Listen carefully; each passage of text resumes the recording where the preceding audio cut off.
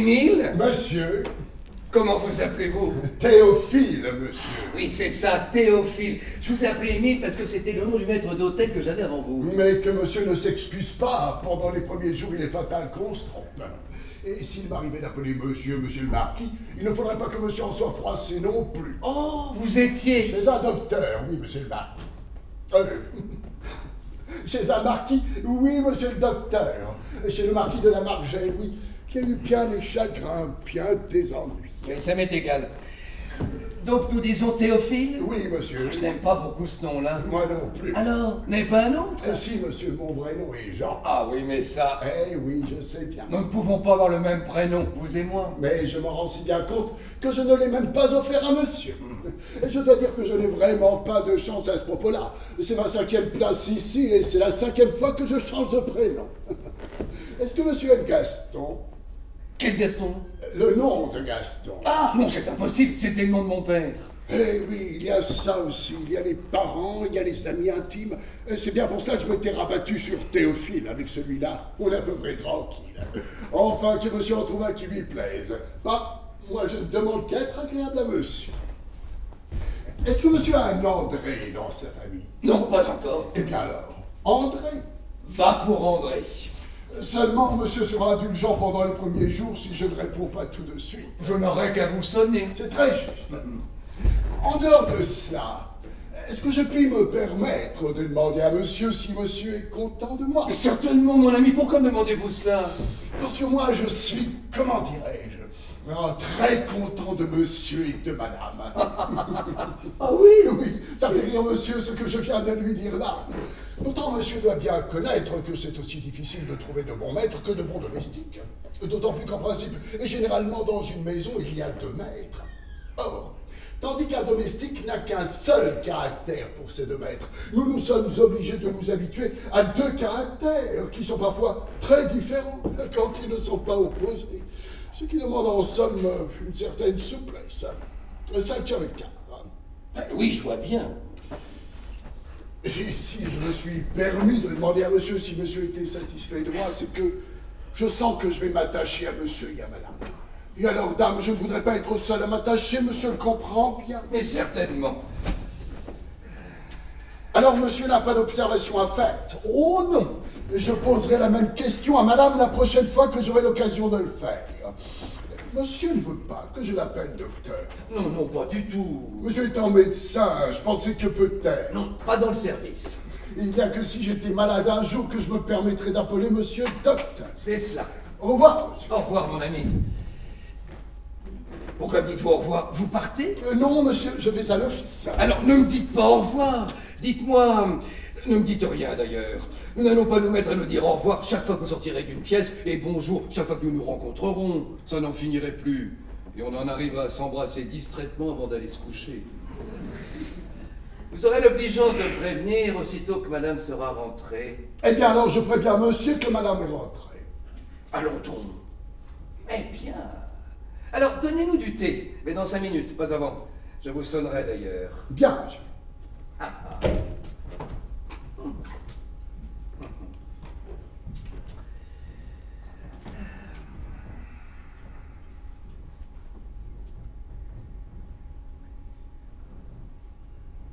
Ah non, il faut faire ces choses-là à tête reposée. Ouh. Je vais aller l'écrire au cercle, tiens. Cela vaudra bien mieux.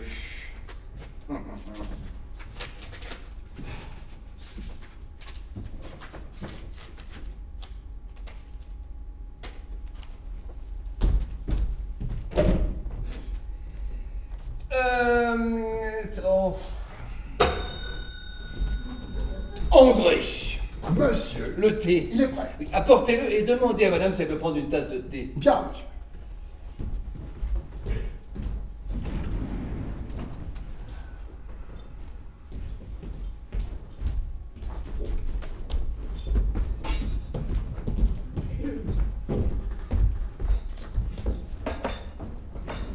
Madame vient de suite, monsieur. Bon. Théophile vient de me dire que tu étais rentré. Non, c'est André qui t'a dit ça. André? Oui, oui, cet homme s'appellera désormais André. Oh, voyons, c'est impossible. Impossible, pourquoi? Parce que tu sais bien que c'était le nom de papa. Oui, oh. Eh bien, appelle-le Théophile, moi je l'appellerai André. Ça simplifiera tout. Je ne trouve pas. De sucre? Tu le sais bien, Nous prenons si rarement le thé ensemble. il est si rare que je n'ai personne à recevoir. Profitons-en. Tu ne sors pas aujourd'hui? Je viens de rentrer. Tu es plutôt coiffé comme quelqu'un qui va sortir? Je vais d'ailleurs ressortir. J'ai oublié de faire 2 courses. Rapporte-moi donc du nougat à la pistache, veux-tu? Tu aimes ça? Beaucoup. C'est la première fois que je te l'entends dire. C'est peut-être la première fois que je le dis. Mais quand en as-tu mangé? Tout à l'heure chez une cliente, et depuis une demi-heure, il me semble que je m'en prive depuis mon enfance. Ah, autre chose. Mademoiselle Moreau s'en va. Ta secrétaire s'en va? Oui, elle s'en va. Je lui ai demandé, enfin, elle vient d'être nommée professeure d'allemand ou d'anglais, je ne sais plus. Ce que je sais en tout cas, c'est qu'elle est partie. Comme ça? Brusquement? Oui, comme ça, brusquement. Oh, c'est indigne. Après toutes les gentillesses que tu as eues pour elle, Que veux-tu, s'il fallait compter sur la gratitude des individus? il y a tout de même, heureusement, des gens sur qui on peut compter. Oui, oh, je sais. Malheureusement, ce sont toujours des gens dont on n'a jamais besoin. Mais dis-moi, c'est terrible pour toi, ça? Ah, c'est ennuyeux. D'autant plus ennuyeux qu'elle doit partir demain que j'ai dû me décarcasser tantôt pour trouver immédiatement quelqu'un. Et tu l'as trouvé? Oui, grâce à Dieu. Enfin, grâce à Dieu. Et à Bergeron, surtout. Qui se prive très aimablement pour moi d'une personne de premier ordre, m'a-t-il dit. Je l'attends d'ailleurs. Bergeron? Non, la personne. Jeune, très bien élevée, méritante et physiquement plus qu'agréable. Cette pauvre mademoiselle Moreau avait de grandes qualités, certes, mais alors vraiment à regarder. Ça, on ne regarde pas sa secrétaire. Non, mais on la voit. Et on la montre aux autres. Il paraît que celle qui va venir est délicieuse. Rousse. Rousse? Pourquoi fais-tu la grimace? Je ne vois pas une secrétaire rousse. Eh ben, tu vas en voir une. Tu m'as aimablement mis 2 morceaux de sucre et tu m'as servi à peine de thé. Alors, quand tu peux pas retirer le sucre, ajoute-moi un peu de thé. Tu ne crois pas que ça t'énerve? Oh non, je ne me suis jamais senti plus maître de mes nerfs qu'en ce moment. Vois-tu, Lucie, la vie est courte. Pourquoi dis-tu ça? Oh, écoute, ce n'est pas une indiscrétion que je commets, et il me semble bien que ça a déjà été dit 2 ou 3 fois, mais ce sont justement là de ces choses qu'il ne faut pas hésiter, de temps à autre, à se répéter entre soi. Oui, Lucie, la vie est courte. Et tous les 3 ou 4 ans, je crois qu'il faut avoir le courage de renouveler son personnel, et je vais plus loin, son entourage aussi. Son entourage? Parfaitement. Et pour me faire aller plus loin encore, il ne faudrait pas me pousser beaucoup. Le spectacle de la jeunesse et de la nouveauté nous est moralement nécessaire au même degré que nous sont physiquement indispensables les vitamines. Est-ce que ce n'est pas beau, la jeunesse? Mais si. Eh bien tu vois, nous sommes d'accord. Cependant, procédons par ordre et tout d'abord, rajeunissons le personnel. Le renvoi de notre vieil Émile a donné le départ et c'était excellent. D'abord, il ne foutait plus rien. Il s'imaginait qu'il était devenu méthodique parce qu'il faisait lentement son travail. Erreur, il ne le faisait pas. Il remettait toujours tout au lendemain parce qu'il était sûr du lendemain. Il ne faut pas être trop sûr du lendemain. C'est mauvais. Devenait maniaque dans son service et souviens-toi qu'il finissait par nous faire adopter ses manies. Ça nous exaspérait et cependant, nous avons beaucoup hésité avant de le renvoyer. Pourquoi? Parce que nous en avions pris l'habitude. Prendre des habitudes. En voilà, tiens, une mauvaise habitude qui paralyse l'existence. D'autant plus que lorsque nous disons les habitudes que j'ai prises, nous nous trompons nous-mêmes car ce sont elles qui nous prennent et non pas nous qui les prenons. Souviens-toi, pour Émile, des craintes qu'on avait sur qui allons-nous tomber, n'allons-nous pas le regretter. Eh bien, tu vois que nous sommes très bien tombés et que nous ne le regrettons pas. Que cette expérience nous serve de leçon. Mettons-nous bien cette idée en tête, Lucie, que personne n'est indispensable à personne. Et à la première occasion, fais-moi le plaisir de balancer la cuisinière, tiens. Augustine? Pourquoi? Pour rien, comme ça, pour en changer. Non, tu plaisantes. Tu en avais déjà été mécontent une fois. Elle a dû faire quelque chose de nouveau. Elle faire quelque chose de nouveau. Mais non, justement, elle ne fait jamais rien de nouveau. Et c'est le reproche que je lui fais. As-tu remarqué que nous ne mangeons jamais que des merlans ou des sols ici? Pourquoi? Alors qu'il y a 1400 variétés de poissons comestibles. Sois juste. Tout ce qu'elle fait, elle le fait très bien. Oui, seulement elle ne fait que ce qu'elle sait faire. Oh, parmi les choses qu'elle ne sait pas faire, il y a des choses que j'adore, moi. Je ne veux pas en être privé. Non, non, non, non, non, non, non, non, non. D'ailleurs, à cette privation, telle sera désormais ma devise. Ah, ça mais tu m'as l'air d'être en pleine révolution, toi. Je suis en pleine révolution, voilà le mot exact. D'ailleurs, la cuisinière, tu vois, je change déjà de régime. Toi, tu n'as pas envie de te mettre en révolution? Moi? Pourquoi pas? Puisqu'on en parle, parlons-en. On peut bien se dire de temps en temps la vérité, après 20 ans de vie commune. Qu'est-ce qu'on risque? Alors, dis, il n'y a pas des heures où tu donnerais, oh, je ne sais quoi, pour changer de gouvernement? Oh, mais pourquoi me demandes-tu ça? Pourquoi ne te demanderais-je pas quand je ne cesse de me le demander à moi-même? N'y vois rien d'injurieux pour toi, je t'en supplie. Nous bavardons en ce moment. Ce n'est pas une proposition que je te fais, c'est une question que je te pose.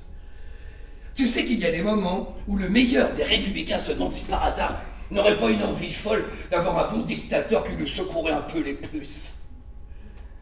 Examine notre existence, regarde-la en souriant, comme si c'était l'existence des autres. Et puisque nous sommes seuls tous les deux, explique-moi donc pour quelle raison nous continuons de vivre ensemble. Le matin, au réveil, nous nous disons bonjour naturellement, comme tout le monde. Mais de toute la matinée, nous ne nous voyons plus. Généralement, je déjeune dehors. L'après-midi, ou bien j'ai des visites ou ma consultation. Nous n'avons pas pris le thé ensemble depuis 3 ans. Si on faisait l'observation il y a 5 minutes. Le soir, nous avons très souvent des amis à dîner. Et quant au reste, eh bien, mon Dieu, hein, ce n'est pas mal. Mais soyons francs. Cela n'a rien d'extraordinaire si j'en juge par la fréquence des migraines subites que nous avons à tour de rôle depuis 3 mois, lorsque le moment est venu de nous dire bonsoir. Voilà pourquoi je t'ai demandé, sans acrimonie, par curiosité, en partant de ce principe qu'on n'a qu'une seule existence, de bien vouloir m'expliquer pour quelles raisons tous les deux nous continuons de vivre ensemble. Oh. Bon, n'en parlons plus. Continuons. Oui, continuons. Comme les autres. Seulement alors écoute. Continuons agréablement. Tu veux bien? Mais Tu veux bien? Mais oui. Bon, on va être gentils comme tout désormais l'un pour l'autre. Tu veux? On va jouer à ça. Et puis si on est malin, je crois qu'on peut très bien arriver à s'en tirer ainsi. Et puis dans le fond, c'est peut-être parce que nous ne vivons plus du tout l'un avec l'autre que nous pouvons continuer de vivre ensemble. Oh, dis donc, les forces! C'est demain, n'est-ce pas, qu'ils viennent dîner? Il me semble, oui. Bon. Pourquoi? Pour rien, pour m'en souvenir, car depuis quelque temps, j'ai une petite tendance à oublier les forces. Oh, et pourtant j'espère qu'ils ne sont pas compris dans le coup de balai que tu es en train de donner autour de toi. Tu plaisantes. Pourquoi? Oh, parce que voyons, ce serait un crime, et tu le sais bien. En voilà des gens qui t'aiment, tiens, c'est magnifique. Écoute, entre nous, ils peuvent. Qu'est-ce que j'ai fait pour cet homme-là depuis 25 ans? Oh, mais ne l'oublie pas, va, car c'est non seulement un médecin de très grande valeur, mais c'est aussi un parfait honnête homme. Non, d'ailleurs, c'est un homme assez honnête, et c'est un radiographe extrêmement médiocre. Oh. Oui, mais ça ne fait rien. On a toujours un ami intime de cette espèce-là. En tout cas, ce sont des gens bien agréables à fréquenter. Lui, il a beaucoup de bonne humeur, elle est délicieuse et toujours ravissante à voir. Et leur fils est charmant. Intelligent surtout, très. C'est un garçon qui se fait. Qu'est-ce qu'il se fait? Non, je dis, il se fait en ce moment. Il voudrait s'élever. Son père le pousse vers le commerce, mais ça l'ennuie. La dernière fois que nous avons dîné chez eux, j'ai eu l'occasion de bavarder assez longuement avec lui après le dîner. Tu n'as pas remarqué? Non, non. Eh bien, il m'a étonné. Tant mieux. Je te dirais que jusqu'à présent, je l'ai toujours considéré comme un joli garçon. Un point, c'est tout. Fernand, tu le trouves joli garçon? Ah oui, pas toi? Oh non! Oh, tu es sévère. Écoute, il n'est pas grand, il a le coin des yeux qui tombe et sa bouche est nettement trop petite. Oh, ça, je t'avouerai que je ne l'ai jamais regardé avec assez d'attention pour observer tous ces détails, mais il m'a toujours paru que l'ensemble était bien. Nous n'avons pas le même goût. Tant mieux. Enfin, joli garçon ou non, vous lui parler un jour et tu auras une surprise agréable.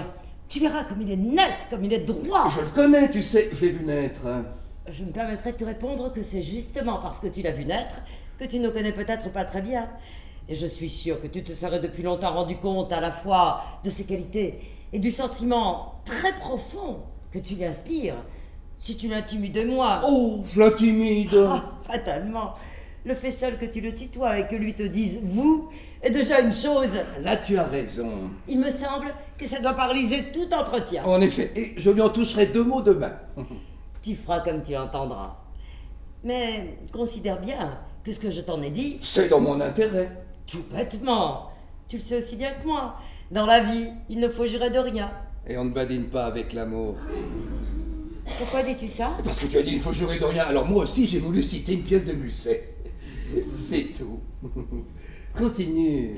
Je ne sais plus ce que je te disais. Si, nous parlions du petit Worms. Et tu me disais que... Ah oui, j'allais te dire que... Tiens, toi qui parlais tout à l'heure si justement de l'ingratitude humaine, voilà au moins un garçon sur qui tu pourrais compter. Pourquoi faire? Ça, en tout cas, c'est toujours intéressant à savoir. Ainsi, je n'ai pas de conseils à te donner. Alors ne m'en donne pas. Si. Alors donne-moi. Oui, parce que tu n'y as peut-être pas pensé. Puisque Mademoiselle Moreau s'en va, pourquoi n'essaierais-tu pas le petit Worms? Non. En attendant mieux. Non. Tu peux toujours. Non. Ah, Je préfère une femme. tiens. Oui.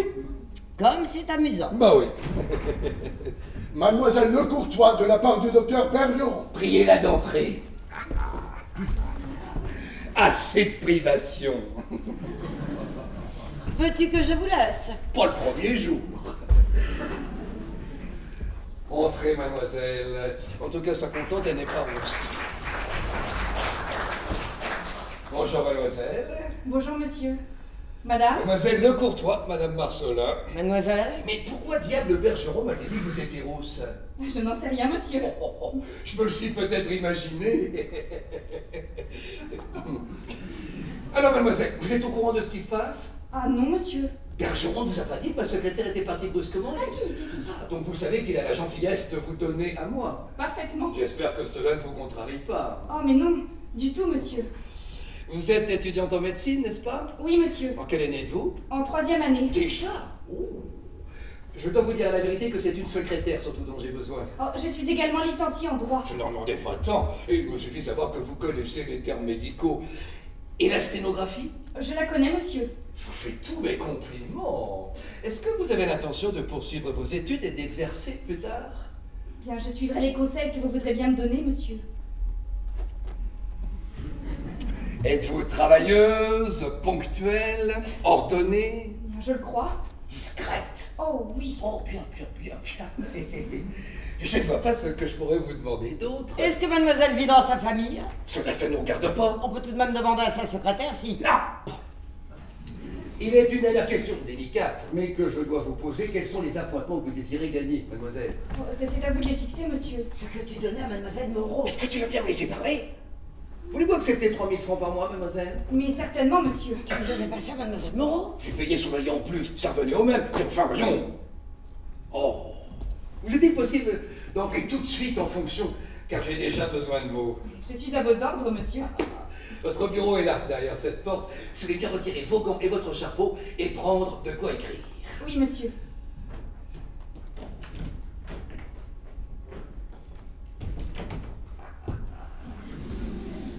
Tu ne perds pas de temps. C'est que je n'ai plus beaucoup de temps à perdre.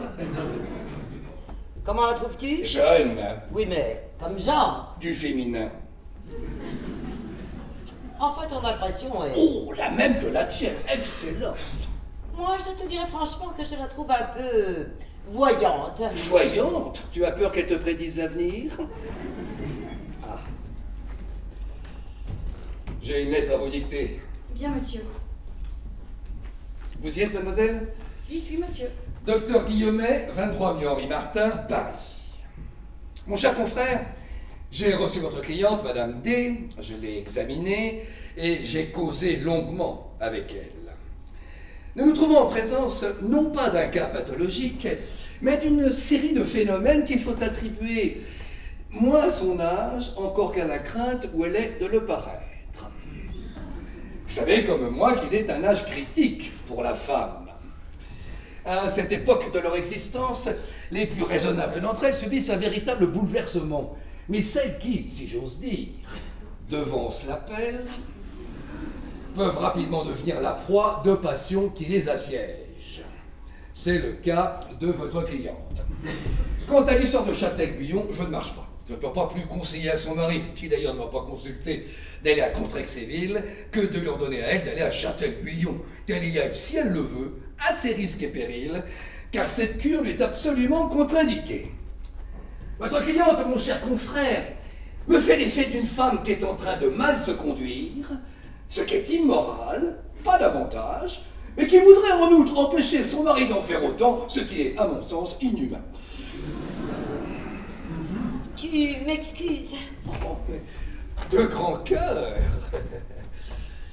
Veuillez trouver ici, mon cher confrère, le témoignage.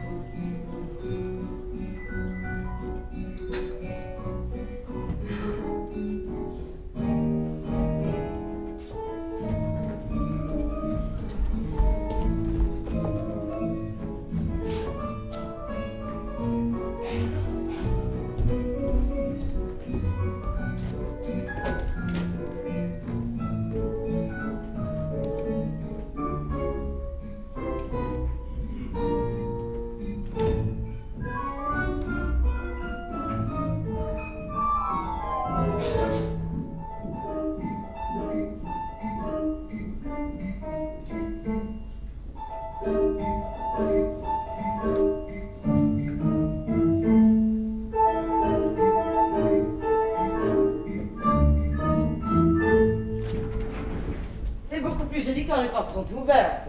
Certainement, madame. Est-ce que je puis me permettre de demander à madame si madame est satisfaite de mon service? Mais oui, très satisfaite. Et madame n'a aucune observation à me faire?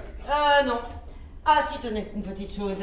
À table, n'annoncez pas trop haut le nom du vin que vous servez. Ah bon? Ça surprend trop.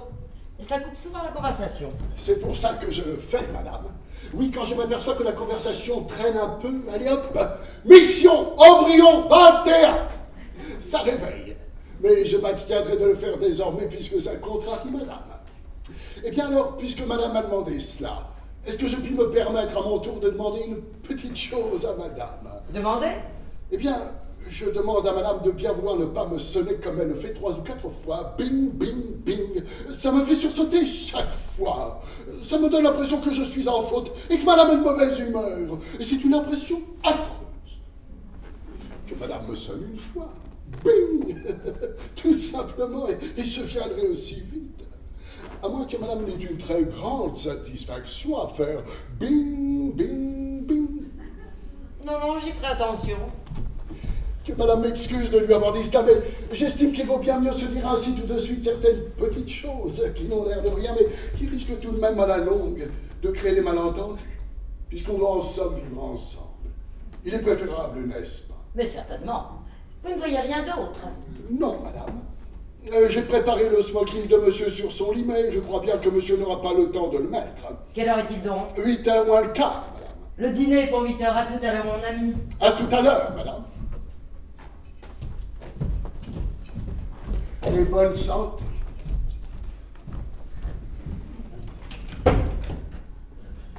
Tiens. Vous êtes encore là, mademoiselle? J'attends que monsieur Marcelin soit rentré pour m'en aller, madame. Je vous préviens qu'il n'aura le temps de rien ce soir. Nous avons du monde à dîner. Et il est déjà très tard. Ne prenez donc pas la peine d'attendre davantage. C'est qu'il n'a pas signé son courrier ce matin. Très bien, je ferai signer avant de se coucher. À demain, mademoiselle. Mais c'est qu'il m'avait prié de l'attendre, madame. Je lui dirai que c'est moi qui vous ai prié de vous en aller. Il n'en sera peut-être pas très satisfait, madame. Oh, mademoiselle, vous n'allez pas, déjà, vous croire indispensable. Ce n'est pas se croire indispensable que d'obéir à un ordre qu'on a reçu. Puisque vous êtes si obéissante, mademoiselle. Allez-vous-en donc. Mais madame, je n'ai pas d'ordre à recevoir de vous. Je vous prie de me parler autrement, n'est-ce pas? Votre insistance à ne pas vous en aller. Et moins désobligeante pour vous, madame, que ne l'est pour moi votre insistance à me faire partir. Depuis 24 heures que je suis auprès de monsieur Marcelin, vous m'avez adressé la parole 3 fois. Et chaque fois, vous l'avez fait sur un ton méprisant que rien ne justifie. Il vous plaît de penser que rien ne justifie. Que me reprochez-vous, madame? Oh, bien des choses, mademoiselle. L'insolence de votre regard, votre façon de vous habiller, vos petites manières, votre démarche provocante. Provocante? Gênante. Et vraiment déplacée dans un milieu comme le nôtre, croyez-moi. Monsieur Marcelin, d'ailleurs, a déjà dû s'en rendre compte. Mais pourquoi dites-vous cela? À cause d'une réflexion qu'il m'a faite ce matin et qui vous concernait. Une réflexion? Oui. Et c'est pourquoi je me permets de vous dire que vous dépensez votre zèle en pure perte ce soir. Laissez-la s'oublier, croyez-moi. Et tâchez donc de vous placer chez un célibataire, vous y serez bien plus à votre aise. Et si vous ne comprenez pas pourquoi je vous dis cela, regardez-vous, mademoiselle. Oh, je crois qu'en vous regardant, madame, c'est plus compréhensible encore. Parce que j'ai de provoquant. Je le vois dans vos yeux. Et je l'ai tout de suite vu hier quand je me suis présentée. Oh, ce regard, madame, qui s'est promené sur moi des pieds jusqu'à la tête. C'était l'ennemi qui entrait, n'est-ce pas? Oh, l'ennemi? Vous exagérez. J'ai trouvé tout simplement que vous aviez l'air d'une fille. Bah, tout le monde ne peut pas avoir l'air d'une mère. 2 mots encore, et je m'en vais.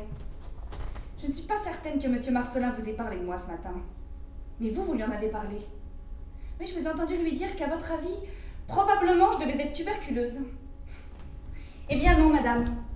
Je ne suis ni tuberculeuse, ni provocante. C'est bien plus grave ce que j'ai. J'ai 22 ans, madame. Et malheureusement, ce n'est pas contagieux. Ah, la petite garce!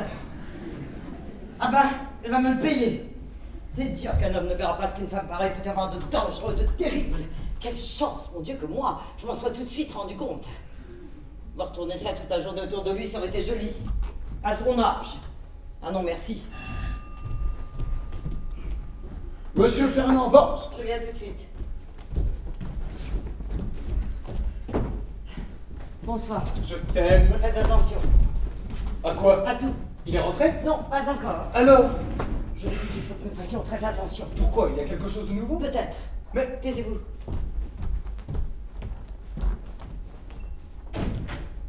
Non, elle est partie. Qui ça? Personne. En tout cas, j'ai croisé en entrant une ravissante jeune fille qui sortait de chez vous. D'abord, ce n'est pas une jeune fille. Et puis, elle n'est pas ravissante, vous l'avez mal vue. Elle a des yeux en boule de loto, un nez de carlin et un front d'idiote. Ma foi, dans l'ombre, elle m'a semblé... Eh ben, vous la verrez au soleil. Quand ça? Jamais. Venez ici.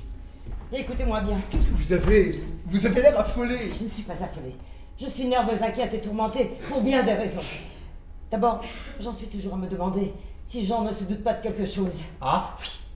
Et je ne suis pas certaine encore qu'il ne nous ait pas vus quand nous l'avons croisé avant-hier, avenue de Wagram. Oh! Je vous jure qu'il n'a pas pu nous voir. Notre taxi allait très vite. Et vous avez mis vos 2 mains devant votre figure, comme ça, voyons. Je vous assure que c'est une idée que vous vous faites. Et si c'est cela seulement qui vous inquiète, moi me voilà tranquillisé. Mais il est vrai que d'autre part, nous commettons depuis 1 mois une imprudence folle en faisant ça dans des taxis. Je vous l'ai dit 20 fois, si nous avions un accident, vous seriez perdus. Je vous jure qu'il y a sur la rive gauche des tas de petits hôtels où nous serions 1000 fois moins en danger. Et où nous serions 1000 fois mieux. Votre coude, à propos, ne vous fait plus mal? Plus du tout. Et vous? Votre tête? C'est fini. Mais j'ai une bosse. Oh. Alors vite, mettons-nous d'accord pour demain. Où et à quelle heure? Oh, ça! Demain? Quoi? Attendez, attendez. Ça va dépendre De quoi? d'un tas de choses. Laissez-moi faire, ayez confiance. Et écoutez-moi bien. Hier après-midi, lorsqu'en vous quittant, je suis rentrée ici, nous avons eu, Jean et moi, une assez longue conversation à votre sujet. À mon sujet? Oui. Amené par lui? Qui? La conversation? Non, c'est venu comme ça, j'ai continué. C'était dangereux. C'était mieux que cela. C'était troublant. C'était exquis. Oh, je l'ai fait très adroitement, vous pouvez être tranquille. Car si je lui ai dit du bien de vous, je lui en ai dit du mal aussi. Je lui ai dit que je te trouvais laid. Ça l'a obligé à dire le contraire. 2 fois, je lui ai fait répéter que tu étais joli garçon. Dans sa bouche, ça m'a fait un effet. Tu ne peux pas savoir. Je m'en doute. Mais tu joues avec le feu. Pourquoi tu fais ça? Parce que je voulais savoir s'il avait des soupçons. Il en a? Nous le saurons ce soir. Comment? Je vais te l'expliquer. Après le dîner, arrange-toi de manière à bavarder seul avec lui. Et là, alors fais-toi valoir. Tu comprends? Pas très bien. Hein. Jean ne te considère pas comme un garçon, comment dirais-je... Intelligent. Non, ce n'est pas cela. C'est à la fois plus grave et moins grave que cela. Il t'a connu enfant et tu ne comptes pas pour lui, tu comprends? Or, je veux justement que tu comptes pour lui. Je veux que tu lui parles ce soir très sérieusement. Mais de quoi? De ce que tu voudras. Je lui dis hier que tu es un garçon extrêmement droit, extrêmement net. Donne-lui cette impression. Mais je ne saurais jamais faire ça. Mais si. Mais non, je t'assure. D'abord, pourquoi veux-tu que je fasse ça? Parce que je n'ai qu'un rêve. C'est qu'il te prenne comme secrétaire. Or, l'occasion justement s'en présente. Oui, mais écoute, raisonne un peu, voyons. Tu me dis qu'il a des soupçons. Non, je le crains. Tu as l'impression qu'il nous a vus dans cette voiture? Ce n'est qu'une impression, car en vérité, il ne nous a pas vus. Ah, non. Grosse bête chérie, s'il nous avait vus, il me l'aurait dit. Tu penses bien. Ce que je crois, c'est qu'il a cru qu'il nous voyait. Et ma force à moi, c'est de le savoir. Moi, je suis sûre que je l'ai vu. Lui, il croit qu'il m'a vu, tu comprends? Presque. Or, je n'ai pas d'autre but que de le détourner de ce soupçon. Si j'y parviens, je fais d'une pierre deux coups. Nous sommes sauvés tous les deux. Toi et moi. Et de mon côté, je suis sauvée aussi. Pense t'avoir là, dans la maison toute la journée. Ah. Évidemment. Déjà, je lui ai dit hier que je ne te trouvais pas beau. Ça a dû le frapper. Donne-lui ce soir l'impression que tu es un homme honnête, sérieux, loyal. Surtout, loyal. Tu comprends? Et là, alors... Oui, mais si je me trouble? Il n'en sera pas surpris. Car moi, pas bête, j'ai tout prévu. Et je lui ai dit qu'il t'intimidait follement. Et à ce propos, ne sois pas étonné s'il te demandait ce soir de le tutoyer. Oh! Oui, je lui ai dit que c'était certainement cela qui devait t'intimider le plus. Et c'est vrai d'ailleurs. Rien n'est plus réfrigérant que de dire vous à quelqu'un qui vous tutoie. Il a très bien compris. Tu vois comme je suis maligne quand je m'y mets? Oui, mais tu me fais bien peur quand même. Nous ne risquons rien. Et si nous parvenons à le convaincre qu'il nous avait injustement soupçonné, écoute bien ce que je te dis. Tu seras son secrétaire dans 24 heures. Et je connais quelqu'un qui sera flanqué à la porte. Qui ça? La cuisinière. Pourquoi? Ce serait trop long à t'expliquer. Vois-tu, plus les hommes sont intelligents, moins ils sont malins. Il veut de la jeunesse autour de lui. Eh bien, il va en avoir. Tout ça c'est très bien, mais ce qui m'intéresse, moi, c'est demain. Déjà, on ne s'est pas vu aujourd'hui. Je t'ai prise toute la journée. Oui, mais pas par moi. Ce soir, je fais ce que vous voulez, demain, faites ce que je veux. Laissez-moi vous conduire dans un petit hôtel que je ne connais pas, mais qui est, paraît-il... Non, non, non, non, non. Tu en meurs d'envie. Je n'en ai que plus de mérite encore à te dire non. Si tu veux, 3 heures devant le musée de Cluny. Naturellement que je veux, mais j'aurais préféré... Bon, déjà sur la rive gauche. Je t'adore. Est-ce bien vrai au moins? Oh! Oui, tu me le dis et tu me le prouves, mais tu ne me l'expliques jamais. Je veux savoir pourquoi tu m'aimes, petit gosse chéri. Le sais-tu seulement toi-même? Je ne me suis jamais demandé, mais je me le demande en ce moment, et c'est à cause de tes yeux quand je te dis que je t'aime. Oui, sûrement. Qu'est-ce qu'ils ont donc, mes yeux? Oh, ils ont un air tellement... Ah. Tellement quoi? Non, je ne peux pas expliquer ça. Pourtant, je veux que tu me l'expliques. Oui, je veux savoir pourquoi tu m'aimes ainsi, malgré... Malgré? Malgré... que je n'ai plus 20 ans. Malgré? Mais c'est à cause de ça, justement, que tu me plais. Oui. Les femmes de 20 ans, si tu savais comme c'est bête à ces moments-là, tout leur est dur et les étonne. Tandis que les femmes qui ne sont plus jeunes, c'est épatant. Elles ne reviennent pas. On dirait qu'elles ne s'y attendaient plus. Tais-toi, tais-toi! C'est affreux! Et c'est affolant ce que tu me dis là. Tiens, c'est en ce moment qu'il faudrait le faire. Hein. Oh oui, On le fait? oh, tais-toi. Chiche qu'on a le temps. Viens, là, dans le coin. Oh. Veux-tu finir? Oui, je voudrais bien. Et tu vas voir, je te parie que personne ne va rentrer avant 3 minutes. Tiens, rends-toi compte, tu serais contre moi, là, ce serait commencé. Oh, le petit monstre. Tu penses que ça ne fait pas encore 1 minute et demie? Oh. Non mais sans blague. Et tu vois le temps que nous avions, hein? 2 minutes, là, ce serait fini. Tu rangerais tes cheveux, je referais mon nœud de cravate, je remettrais le fauteuil à sa place, et tu irais au devant de mon père et de ma mère, avec les pommettes un peu rouges, avec les jambes qui tremblent, et tu leur dirais... Bonjour. Bonjour Lucie. Oh. Bonjour chérie.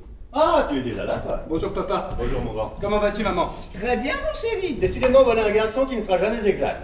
Quand il n'est pas en retard, il faut qu'il soit en avance. Mais je ne suis pas en avance papa, c'est vous qui êtes en retard tous les deux. Le dîner était pour 8h, il est 8h07 et je ne suis là que depuis 5 minutes. 8h07? Mais oui madame. Tiens, comment se fait-il que Jean ne soit pas là alors? Il est peut-être là. Je le saurais. À moins qu'il ne soit rentré sans sonner, mais ce n'est pas son habitude. Tu es là, Jean? Jean? Non, non, il n'est pas là. C'est bizarre, ça. Pourquoi bizarre? Il a peut-être été retenu chez un client. À quelle heure est-il sorti? Vers 5h, après sa consultation. Et vous ne savez pas ce qu'il avait à faire? Non. Il doit noter ses rendez-vous sur un agenda. Généralement, oui. Il n'y a qu'à regarder. Ah. Bon, ça. Ah, voilà son livre de rendez-vous. Nous sommes bien le 24? Oui? Non, c'est le 25 aujourd'hui. Ah oui, c'est C'est vrai. vrai. Eh bien, aujourd'hui, il avait 1, 2, 3, 4, 5 visites à faire, vous pensez? 5 heures, Madame Pétrin. 5h30, Marquis de Fayet-Rubizet. 6h, Pellegrini. 6h30, Madame Dobby James à l'hôpital américain. Et à 7h, oh, le baie de Tunis à l'hôtel Crayon. Cet homme-là ne sera pas rentré avant 9h. Mais pourquoi? Comment, pourquoi? On dirait que vous êtes marié avec Jean depuis ce matin, ma chère amie. Est-ce qu'il ne lui arrive pas 2 ou 3 fois par semaine de rentrer plus tard qu'il ne pensait? Si, c'est vrai. Et je suis ridicule en ce moment. Mais non, chérie, vous n'êtes pas ridicule. Mais il est bien évident qu'un médecin n'est pas son maître. Surtout un médecin de médecine générale. Nous autres radiographes, nous n'avons pas de ces ennuis-là. C'est vrai. Vous ne faites jamais de visite, vous. Dame, nos appareils ne sont guère portatifs. Et puis, la durée même des visites que nous recevons n'est pas proportionnée à la gravité des cas. Qu'on nous amène une fracture de l'épaule, une arête dans un gosier ou une ulcération du pancréas, ça ne nous prend jamais que le temps de faire une photo. Évidemment. Tandis qu'un médecin, ça, c'est autre chose. Il a beau décider sur son agenda qu'il ne restera qu'un quart d'heure au chevet de chacun de ses malades. Tout dépend du malade. Bien sûr. Non, ce qui peut surtout lui arriver, c'est d'être appelé par téléphone, au cours même d'une de ses visites, chez un client supplémentaire, si j'ose dire, ce jour-là. En effet. Il faut compter aussi avec les morts subites. Des morts, ça ce n'est rien. Comment ce n'est rien? Non, je veux dire, c'est pas grave. Comment c'est pas grave? Et qu'est-ce qu'il te faut? Non, comprends-moi donc, je dis qu'une mort, c'est vite fait. Ça se constate, et puis c'est tout. Tu fais comme ça avec la tête, pour bien montrer que tu t'y attendais. Tu dis un mot gentil à la famille, et puis tu t'en vas. Un mort, avec un peu de métier, tu fais ça en 5 minutes. Non, ce qui est terrible, c'est le malade qui s'accroche à toi et qui te dit « Docteur, docteur, restez, je ne me sens pas bien !» Ça n'en finit plus. Parce que les malades ne regardent jamais l'heure. Hein. Ah, ils s'en foutent bien que vous ayez du monde à dîner. Quelquefois même, on dirait qu'ils le font exprès. Il n'y a pas plus égoïste qu'un malade. Alors je vous dis vraiment, là, 1 heure, 2 heures de retard. Hein? Mais vous avez 100 000 fois raison. Seulement, je suis extrêmement nerveuse depuis 24 heures. Et vous savez ce que c'est, n'est-ce pas? Mais oui, mais calmez-vous maintenant, ma chérie. C'est fini. Fini. Ah! Qu'est-ce qui est arrivé? Ce n'est rien, madame, ce n'est rien. Comment rien? Je veux savoir ce que c'est. C'était le porto, madame. Ah bon? Non, sûrement ce n'est pas lui. Il ne quitte le bouton de la sonnette que lorsqu'on est venu l'ouvrir. Ne bougeons pas. Qui ça peut-il être à cette heure-ci? Eh bien, qu'est-ce que vous faites là, vous? Allez ouvrir, voyons. Pardon, madame. Il a dû lui arriver quelque chose. Mais non. C'était sûr. Chut! Naturellement, monsieur. C'est une voix d'homme. Et alors? Au revoir. Ma chérie. Pourquoi ne vient-il pas me dire ce que c'est? Mais le voilà. Qu'est-ce que c'est? Madame, c'est quelqu'un qui vient de rapporter le veston de monsieur. Quel veston de monsieur? Celui-ci, madame. Mais... est-ce que ce n'est pas le veston que monsieur avait sur lui? Il me semble bien que si, madame. Qu'est-ce qu'il a rapporté? Je ne sais pas, madame. Comment, vous ne savez pas? Non, madame. Ce n'est donc pas vous qui avez ouvert la porte? Si, madame. Alors, vous avez bien vu qui a apporté ce veston? Mais bien entendu, madame. Alors, pourquoi dites-vous que vous ne savez pas qui l'a apporté? Mais madame, parce que je n'avais jamais vu cet homme-là. Comment était-il? Il rappelle un peu Victor Hugo. Il a une barbe et des cheveux blancs. Et vous ne lui avez rien demandé? Mais qu'est-ce que madame voulait que je lui demande? Qu'est-ce qu'il vous a dit? Il m'a demandé le docteur Marcelin, je lui ai répondu c'est ici, il m'a mis ça sur le bras et puis il est parti. Et ça vous a semblé naturel? J'avoue, madame, que sur le moment, ça ne m'a pas paru extraordinaire. Courez vite après lui, voyons. Il doit être loin maintenant. Il est peut-être encore dans l'escalier. Nous habitons au rez-de-chaussée. Ah oui, c'est vrai, pardon. Courez! mes amis. Ne vous affolez pas, voyons. Il est arrivé un malheur, maintenant j'en suis sûre. Mais pourquoi un malheur? Parce que... Mais parce que quoi? Parce que j'en ai le pressentiment depuis quelques minutes. Eh bien... Madame pense bien que je n'ai pas pu le rattraper. Qu'est-ce qui a pu lui arriver? Il se peut que monsieur ait oublié son veston chez quelqu'un. Chez qui voulez-vous qu'il ait oublié son veston, voyons? C'est idiot ce que vous dites là. Il a pu le perdre, peut-être. Hein. De perdre? On ne perd pas son veston. Dans un taxi, quelquefois. Dans un taxi, il n'y a pas de raison de... Je dis ce qui me vient, madame. Il vous vient que des sottises. Que madame m'excuse.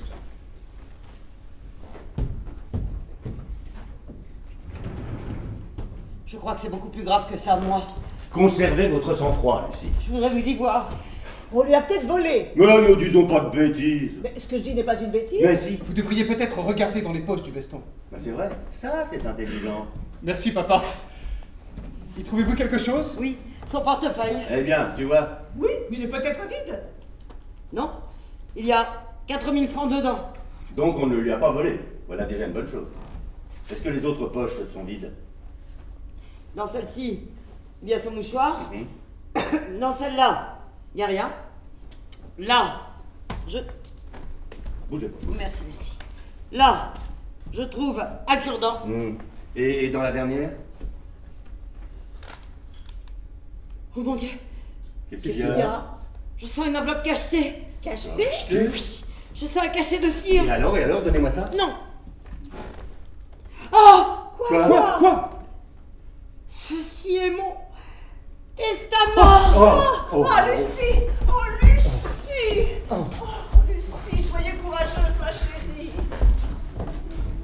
Eh ben, tapez-lui dans les mains, vous autres. Eh ben, t'as plus dans le...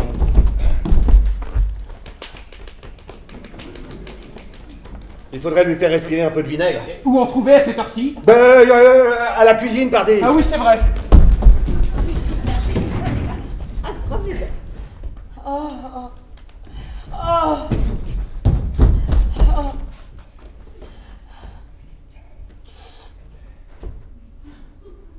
Il s'est noyé. Sûrement. Mais non. Mais si. Le cœur d'une femme ne se trompe pas. Il s'est tué de chagrin. Mais comment, de chagrin? Oui. Mais il n'avait pas de chagrin, voyons. Si. Je sais ce que je dis, allez. Et tout ce qu'il m'a dit hier me revient en ce moment. Qu'est-ce qu'il vous a dit? Il m'a dit des choses qui m'ont paru bizarres hier et qui m'apparaissent aujourd'hui si claires, si lumineuses. Mais quel genre de choses? Des choses comme la vie est courte. Ça? Personne n'est indispensable à personne. C'était surtout sa façon de les dire qui était singulière. En tout cas, il y a un fait certain.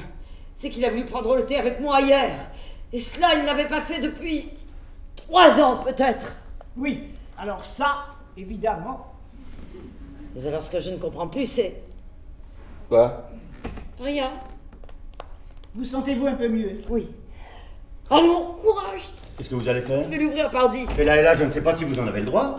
Comment si j'en ai le droit? Qu'est-ce qu'il a écrit sur l'enveloppe? Ceci est mon testament. Et puis?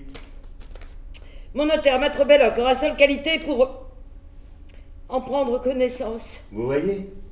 Et vous vous imaginez que je vais attendre 1 minute de plus pour savoir ce qui s'est passé? Ce qu'il a fait, je dois le dire sûrement. S'il n'est pas mort, s'il n'est que blessé, je vais peut-être pouvoir arriver à temps et le sauver. Ce que dit Madame Marcelin est très juste. Il faut savoir ce qu'il a fait, voyons. S'il s'est jeté à la Seine, par exemple, on l'a peut-être repêché. Et pour moi, c'est ça qu'il a dû faire. Il a dû retirer son veston au bord de l'eau. Et... Du courage, ma chérie. Oh, j'en ai, je vous le jure. D'abord, il n'est pas mort. Ça, j'en suis sûre. À présent, tenez, j'en suis sûre. Je le sentirais s'il était mort. Le cœur d'une femme ne se trompe pas. Vite.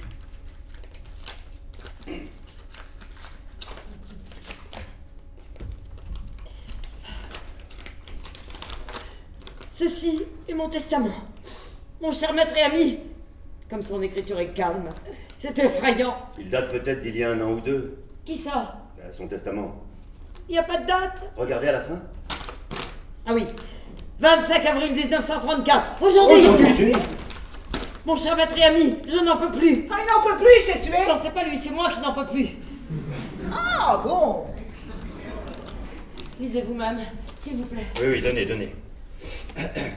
Mon cher maître et ami, quand vous lirez ces lignes, j'aurai cessé de vivre. Ah! Bah, dans tous les testaments, il y a ça. Fatalement. Oui, c'est vrai. Allez. Voici mes dernières volontés. Primo, ce testament annule les précédents. Secondo, abstraction faite des meubles et objets d'art qui m'appartiennent et qui resteront la propriété de celle qui porte mon nom. Oh. Je désire qu'il soit fait 3 parts égales de ma fortune. Hein? 3? Oui. La première sera pour ma femme, Lucie Marcelin. La seconde? La deuxième. La deuxième ira à Madeleine Lecourtois, 77 boulevard Raspail. Comment? À Madeleine Lecourtois, 77 boulevard Raspail. Et la troisième part sera pour Juliette Lecourtois. Même adresse. Quoi? Oui. Mais qu'est-ce que c'est que ces femmes-là? L'une de ces deux personnes... Donne-moi ça. Oh non, non, non. Oh non, non. Alors lisez, je veux savoir. Lucie. L'une de ces deux personnes est ma fille. Sa fille? Et l'autre? Lucie, pas aujourd'hui. Si, justement, si. Je veux tout savoir aujourd'hui, puisque je dois tout savoir demain ou dans 2 jours. Allez. Ça me console. Allez. L'une de ces deux personnes est... Sa fille, bon, et l'autre? Et l'autre est ma maîtresse. Ta maîtresse? Mais non, sa maîtresse à lui, oh! Ah, bon. Il avait une maîtresse et une fille.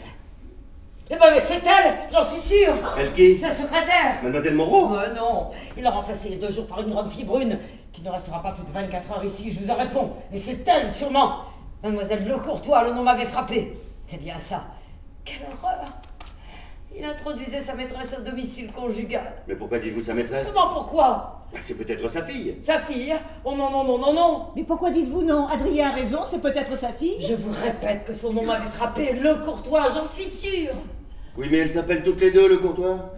Toutes les deux? Mais oui. Voulez-vous me permettre? Attention. Asseyez-vous, voilà. Écoutez bien. La deuxième part. La deuxième ira à Madeleine Lecourtois, 77 boulevard Raspail, et la troisième à Juliette Lecourtois, même adresse. L'une de ces deux personnes est ma fille et l'autre est ma maîtresse. Il ne dit pas laquelle est sa maîtresse. C'est très juste. En effet. Pourquoi ne regardez-vous pas dans son portefeuille? Mais pourquoi faire? Il y a peut-être une lettre, une photographie, un renseignement, quelque chose. Tu as raison. Ah non, je ne vois rien. Il n'y a pas une poche secrète? Ah si, sur le côté. Oui, là, il y a quelque chose. 2 photos. Ce sont elles sûrement. La voilà elle, en tout cas. L'autre photo, c'est... une petite fille de 3 ans. Et qui lui ressemble. Donc j'avais raison. Mais l'idée ne m'était pas venue qu'ils pouvaient avoir eu une petite fille ensemble. C'est effrayant. Mais pourquoi a-t-il voulu la faire entrer ici et me la faire connaître? Pouvons-nous savoir ce qui peut se passer dans la tête d'un homme qui veut en finir avec la vie? Peut-être l'explique-t-il plus loin. Oui, c'est vrai, vous avez raison. Lisons jusqu'au bout. Ces 3 parts de ma fortune n'eussent pas été sans doute égales si le hasard ne m'avait pas informé il y a 48 heures de l'inconduite de... Oh! Il le savait! Lucie! Oui, mon ami. Nous étions quittes. Mais la voilà l'explication, il se vengeait! Cruellement. Continuez. Oh! Après 17 années de mariage, Lucie vient de m'être infidèle dans des conditions qui ne manquent pas d'un certain piquant. Elle est en effet devenue la maîtresse de... Ne continuez pas!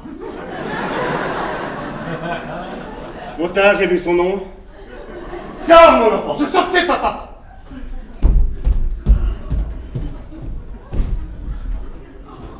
Pardonnez-moi.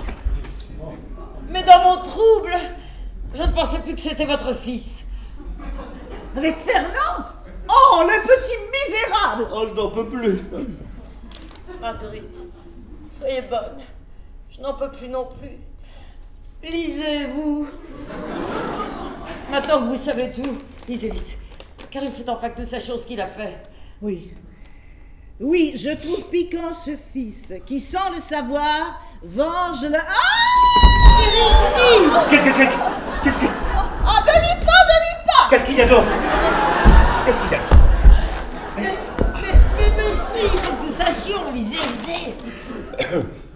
Oui, je trouve piquant ce fils qui, sans le savoir, venge l'honneur de son père. Qu'est-ce que ça veut dire, ça? D'ailleurs, à ce propos, je désire que sur la somme que je possède en compte courant chez mon agent de change, soit remise à mon vieil ami Adrien Worms la somme de 100 000 francs, puisqu'il y a 25 ans, sa femme était si belle.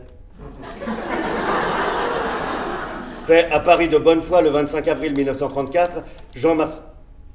Nom de Dieu! Qu'il y a ça? Non, ça c'est moi qui le dis! Mon pauvre ami. Ah, le misérable! Adrien. Ah oui, c'est vrai, pardon, oui. La mort efface tout, mais tout de même! Pensez à moi.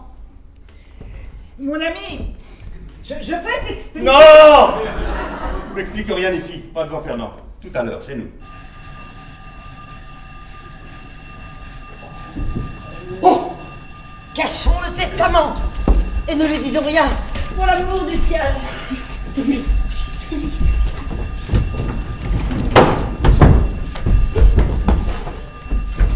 C'est lui. C'est lui.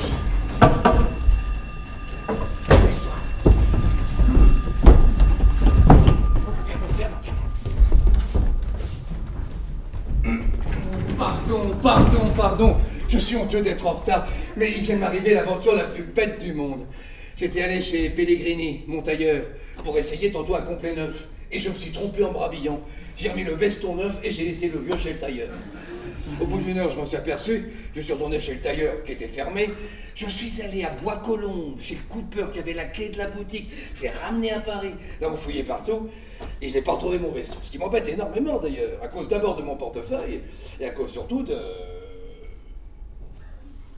la sténographie d'une communication que Besançon a faite il y a 8 jours.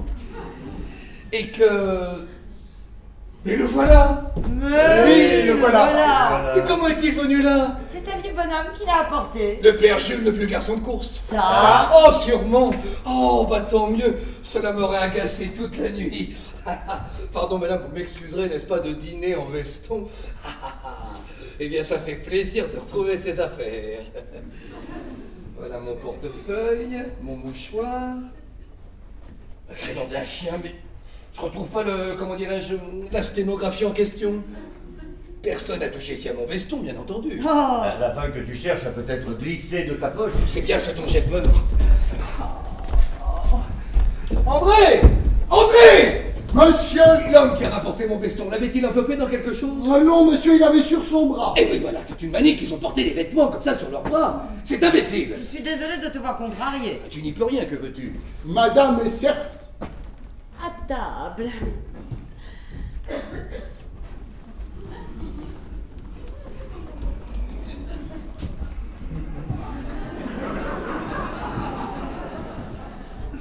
Personne n'a fouillé dans mes poches, on n'a rien pris dans mon veston. Ta parole d'honneur? Ma parole d'honneur. Alors tant pis. Ah, j'ai un mot à dire à ton fils. Ah. Non, mais tu n'es pas trop. Fernand!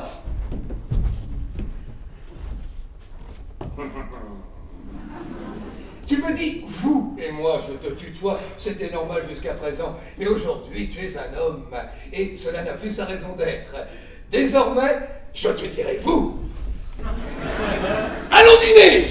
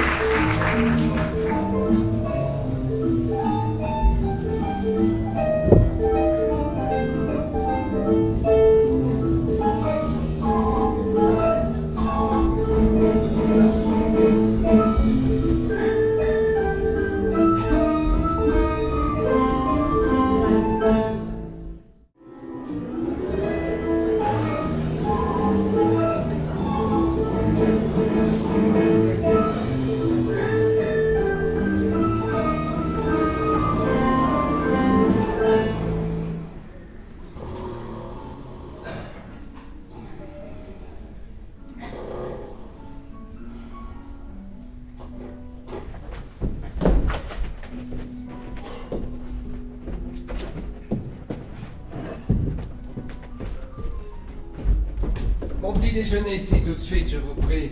Bien, monsieur, toujours ce fruit dont je ne sais pas le nom. Apprenez-le, grapefruit. Je vais l'apprendre, monsieur. Je ne sais pas comment l'écrire, mais je vais l'écrire. Ça doit s'écrire... Ça s'écrit P-A-N-P-L-E-M-O-U-2-S. Oh là là là là.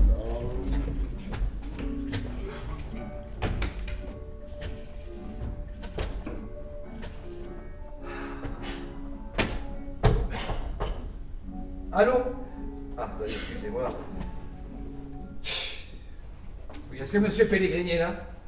Voulez-vous le prier de venir à l'appareil, de la part du docteur Marcelin?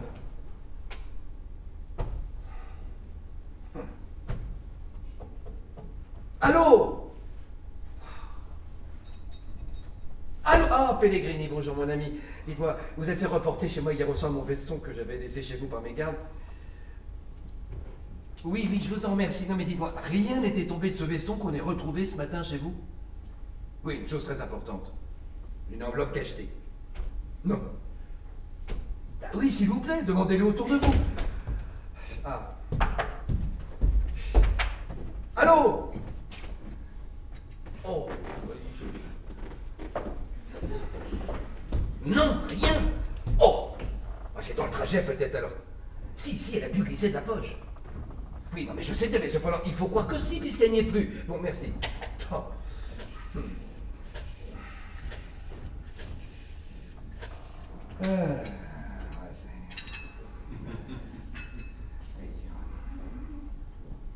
Allô? Ah. Es-tu des maîtres Belloc? Oui, donnez-moi monsieur Belloc, s'il vous plaît. On parle du docteur Marcelin. Marcelin.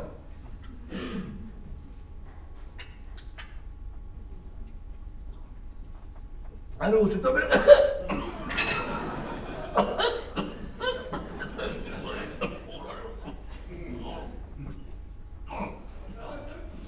Ah, excuse-moi, j'allais travers un morceau de grapefruit. Dis-moi, on n'a pas déposé chez toi ce matin par hasard une enveloppe cachetée qu'on aurait trouvée dans la rue? Un testament. De moi, oui. Ben oui, hier au soir. À ton nom et ton adresse. Oui, non, mais celui-là annulé, justement celui que tu as. Non, oh, zut. Mais non, mais si quelqu'un l'avait trouvé qu'il n'ait pas voulu le garder pour lui, il l'aurait fait déposer chez toi ou chez moi. Ah oui, très embêtant pour pas mal de personnes. Espérons-le. Mais en tout cas, si par bonheur quelqu'un te l'apportait, téléphone-moi vite, tu veux? Merci. Au revoir, vieux. Il y a quelqu'un au salon, monsieur. Qui ça? Une dame en grand deuil. Qu'est-ce qu'elle veut? Elle voudrait voir monsieur tout de suite 5 minutes. Je ne reçois pas le matin. Je l'ai dit à cette dame, mais elle insiste beaucoup. Elle dit que c'est très urgent. Ça ne peut pas être urgent, voyons. Si elle est en grand deuil, c'est trop tard. Je ne peux plus rien faire pour elle. Je la verrai dans un instant. Mademoiselle Le Courtois n'est pas arrivée? Non, monsieur, pas encore. Monsieur a fini? Oui.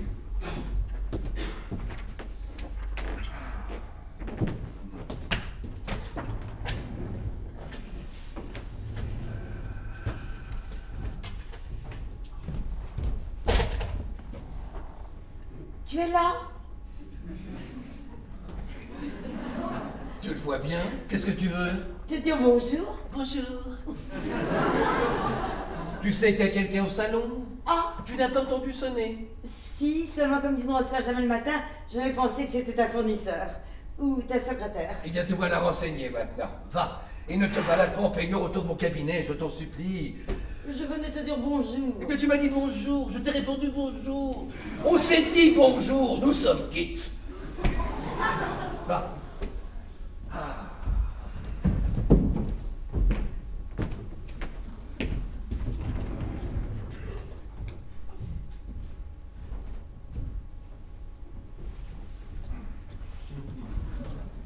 Asseyez-vous, je vous prie. Oh, chut! Qui avez-vous perdu? Personne. Mais c'est Voile! On me les a prêtés, une amie à moi qui vient de perdre son père. Mon ami, il faut que je vous parle immédiatement. Mais comme pour tout l'or du monde, il ne faut pas que l'on sache que je suis venu vous voir, j'ai mis ces voiles sombres grâce auxquelles Lucie a pu traverser le salon sans me reconnaître. Elle a traversé le salon! En peignoir rose à l'instant même, oui, en voyant la fée, oh pardon, et la filée. Et évidemment, elle ne s'attendait pas à trouver des clients dans votre salon à une heure aussi matinale. Si, elle savait qu'une dame était là, elle l'a fait exprès. Passons.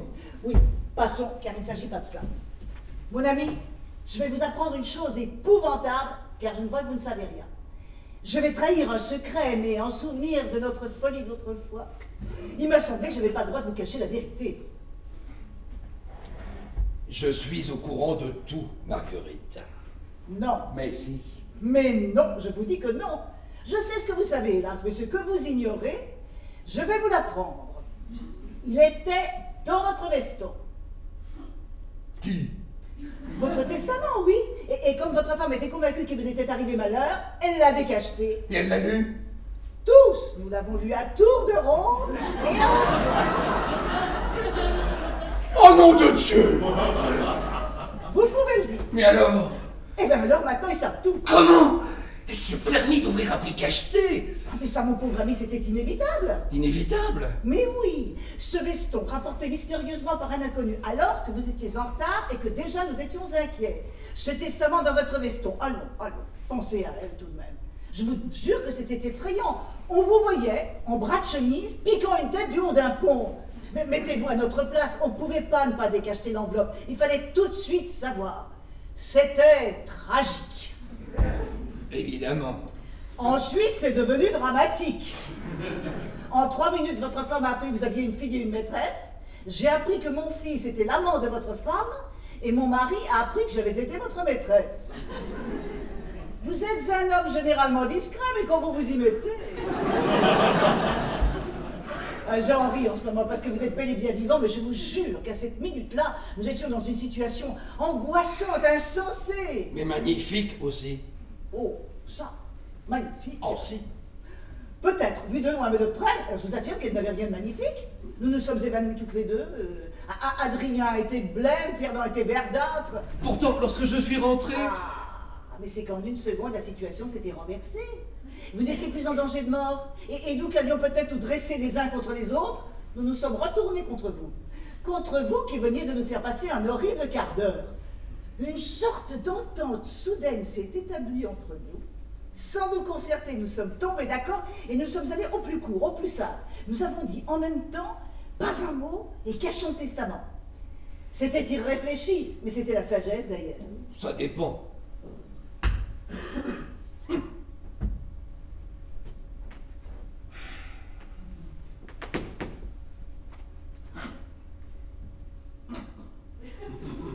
Eh ben...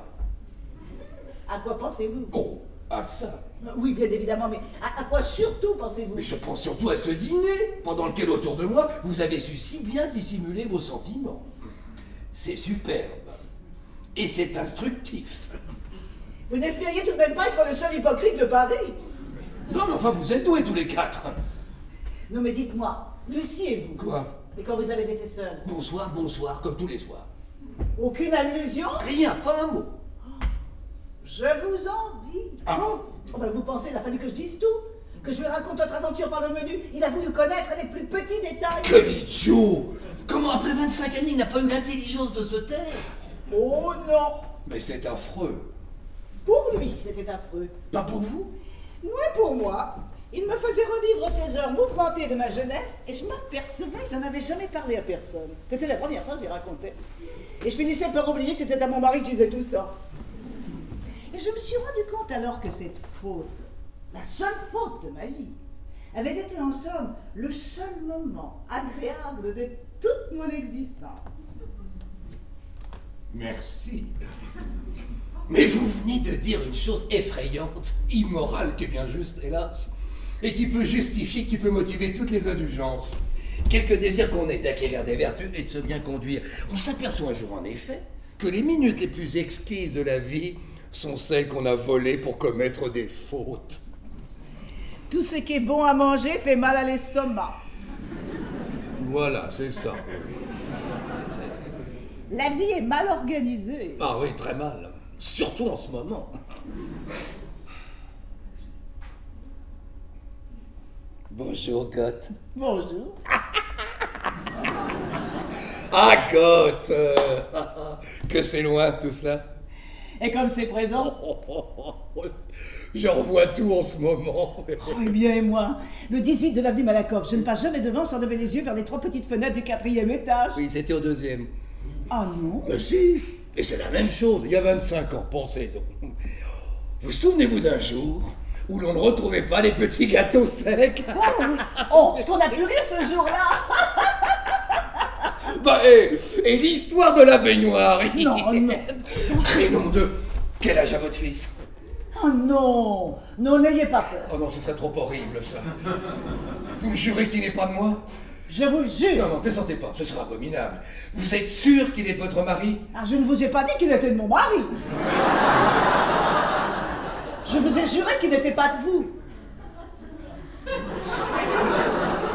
Mais alors? Quoi? Vous n'avez pas commis qu'une faute?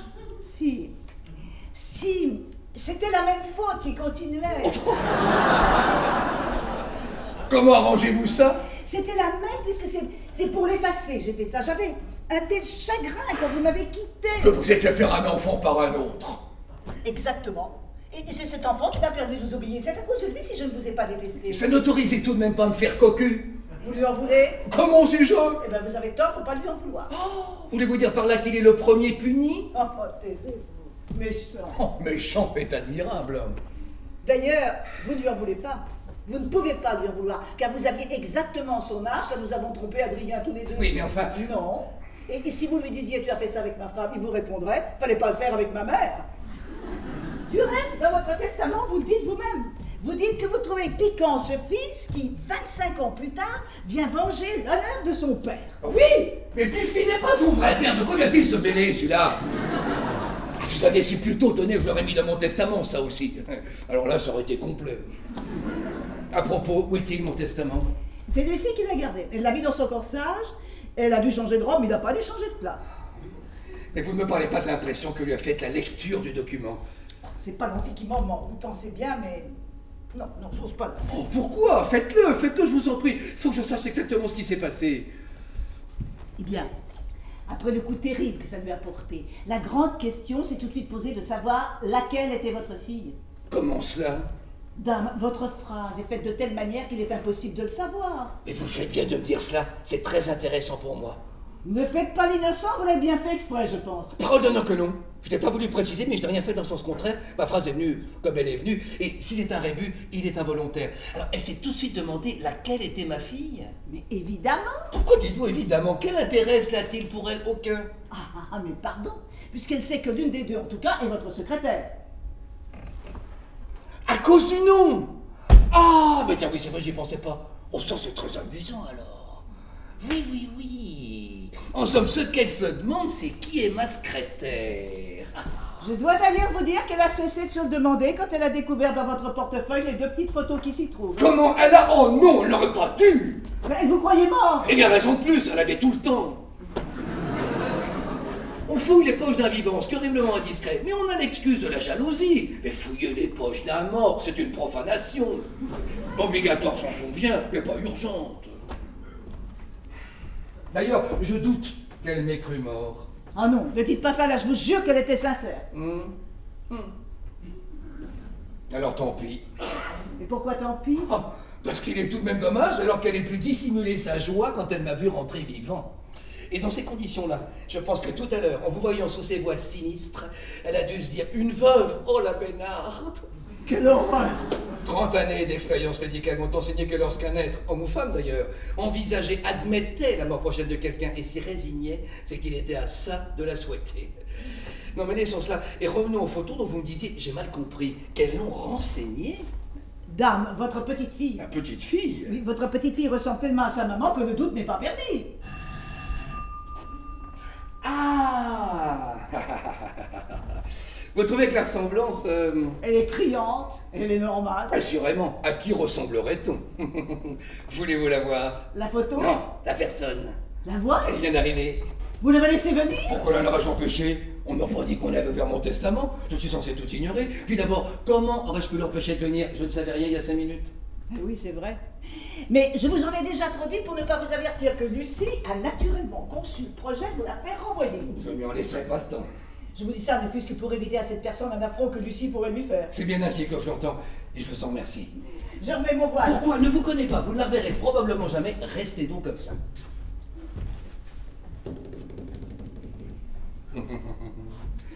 Je n'aime pas la sonner. Je comprends très bien ça. Bonjour, mademoiselle. Bonjour, monsieur. Oh, permettez-moi de vous présenter une nouvelle secrétaire qui est en train de manger du nougat à la pistache. Mademoiselle? Madame. Mais est-ce qu'il est bon au moins? Très bon. C'est le principal. Vous avez bien dormi, mademoiselle? Très bien, monsieur, merci. Et vous, monsieur? Pas trop mal, grâce à Dieu. Le courrier? Il est sur votre bureau, monsieur. Ah oui, c'est vrai. Vous étiez parti quand je suis rentré hier soir. Ah oui, je vous expliquerai pourquoi j'ai dû m'en aller. Oh, mais ce n'est pas un reproche, il était 9 h et avant de me coucher, j'ai négligé de le signer.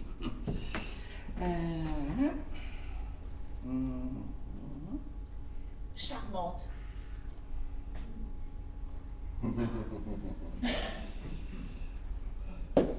Voici, mademoiselle. Merci, monsieur. Il n'y a pas d'ordonnance à faire? Pour qui? Pour madame? Oh non, l'affection dont madame a souffert quelque peu jadis est tout à fait guérie. N'est-ce pas? Tout à fait. Mais pour vous, mademoiselle, une petite ordonnance verbale, pas trop tout de même de nougat à la pistache. Madame. Eh bien, je suis fixée. C'est votre fille, elle ne le sait pas. Pas bête, ça! Pas bête et pourtant inexact. C'est ma maîtresse et elle l'ignore. Non, c'est votre Il fille. n'y a que c'est peut-être ma fille. Ne plaisantez pas, je vous dis que c'est votre fille. Qu'est-ce qui vous fait dire ça? Votre façon de la regarder. Quand on a 30 ans de plus que sa maîtresse, on la regarde toujours avec un peu des yeux de père. Et si c'était ma fille, voyons, j'aurais l'air d'un enfant devant elle. C'est donc vraiment votre maîtresse? Je n'en sais plus rien moi-même à force de mentir. Oh, et d'ailleurs, j'aime autant que vous me le disiez pas. Oh, cela se trouve très bien. Si une indiscrétion était commise, vous m'en accuseriez peut-être. Non. Gardez votre secret. Je vais essayer. Qu'est-ce que vous allez faire? Franchement, je n'en sais rien encore. Quel serait pour vous le rêve? Oh, mon ami, à nos âges, on ne fait plus de rêves. On accueille les événements qui se produisent, et devant chacun d'eux, on dit « C'était mon rêve ». Je voudrais divorcer, bien entendu. Oh non! Mais si! Oh non, ça surtout pas. Oh bah tiens, pardon, vous ne pensez qu'à votre fils en ce moment, vous. Jean, vous savez bien que le premier mouvement est toujours le bon. Pourquoi dites-vous ça? Parce que votre premier mouvement était de ne rien dire. Votre testament en est le témoignage. Oui, c'est la vérité. Seulement, je ne suis plus le maître de la situation maintenant. Tant que j'étais seul à tout savoir, je pouvais me taire. À présent, je suis à la merci d'un coup de nerf, d'une allusion, d'un mot maladroit qui peut lui échapper et qui mettra le feu aux poudres. Voilà pour ici. D'autre part, votre mari ne va-t-il pas commettre la bêtise de venir me demander des explications? J'en ai peur. Alors, où allons-nous?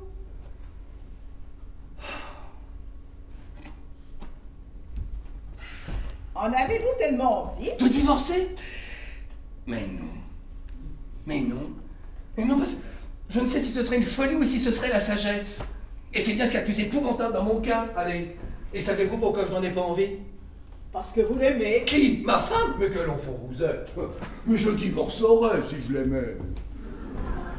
Ce serait affreux pour elle. Ce serait un rude dommage. Et c'est bien plus cruel si je reste, voyons. C'est lui dire, tu m'as trompé, mais je m'en fous. Elle ne le prendra pas comme ça. Je m'en rapporte à elle. Non, car elle, au fond, elle vous aime. Ah, si vous me dites ça, je m'en vais tout de suite. C'est du moins l'impression que j'ai. Défiez-vous-en, car elle est fausse.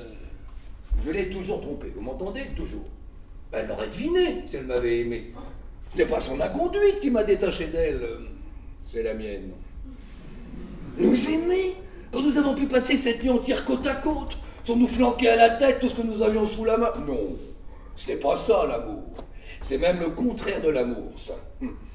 Non, voyez-vous, nous formons, Lucie et moi, un de ces couples déplorables, et si nombreux hélas, qui s'étant réunis sans raison, ne trouveront jamais une raison de se rompre. Et ce sera notre punition. Et notre sauvegarde aussi, parce que ceux qui n'ont pas droit au bonheur n'ont pas droit non plus au malheur. Ce ne sont pas nos trahisons réciproques qui vont nous rapprocher, non, non, c'est notre mutuelle indifférence à leur égard. C'est celle qui va nous permettre désormais de vivre en voisins. Comme de bons amis. Non, comme des parents. Elle va devenir pour moi quelqu'un de ma famille. Déjà, l'on ne se voyait guère, on ne va même plus se regarder maintenant. On va vivre de profil. On va s'organiser une bonne petite existence d'égoïsme et on va se résigner à ne pas être malheureux.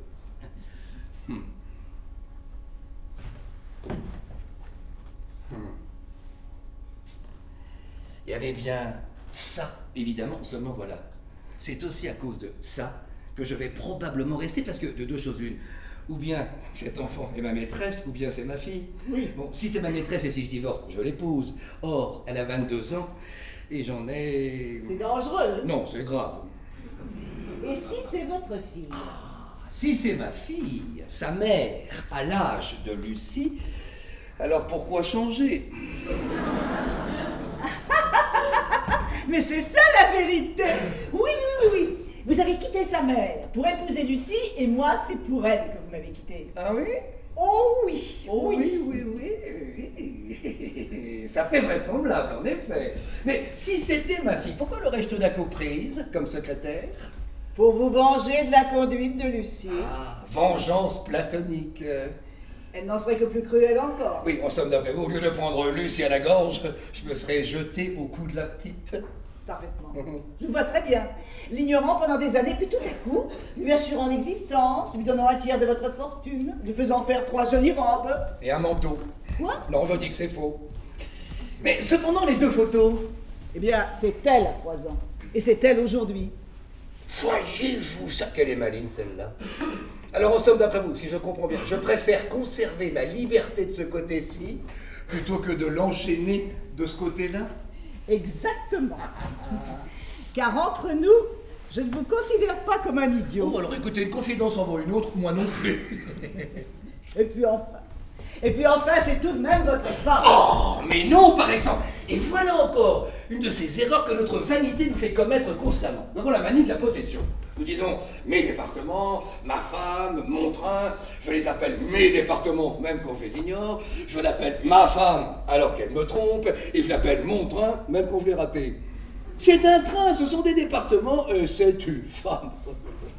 Cependant, elle porte votre nom. Oui, et c'est encore une drôle d'idée, tenez ça. Vous trouvez pas que c'est quelque chose de barbare quand on y pense? Elle porte mon nom, comme mon chien porte un collier. Elle devrait porter mon adresse aussi pour qu'on me la rapporte dès qu'elle se perd. Ouh, on me fait terrible. Merci.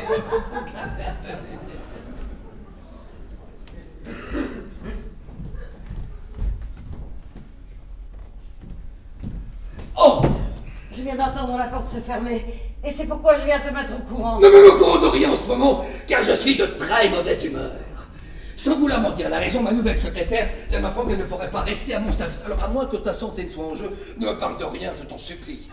Et retourne chez toi, car on vient de sonner. Va! Oh! Qu'est-ce que c'est? C'est monsieur Pan, ce monsieur. Ah, le père ou le fils? Le père, monsieur. J'aime encore mieux cela. Bon, merci, allez-vous-en par là. Et cachez les couteaux. Oh, que tu arrives! Voilà, 4 fois que je téléphone, j'ai pas sans pouvoir te rejoindre. Va immédiatement à l'hôtel Crayon et mets-toi à la disposition du paix de Tunis qui t'attend. Le bain de Tunis? Oh oui, il a une douleur rhumatismale. Non, mais quoi, c'est une fracture? Non, il faut que tu le Jean, racontes. Va lui faire une petite visite de politesse. Tu le prends d'abord, puis tu le radiographies. Il faut que Et tu me téléphones. Mais j'aurais voulu pourtant. Je sais pas ce que tu aurais voulu, mais je sais que le paix de Tunis t'attend. Mais Allez, j'aurais- allez, oh, Mais oh!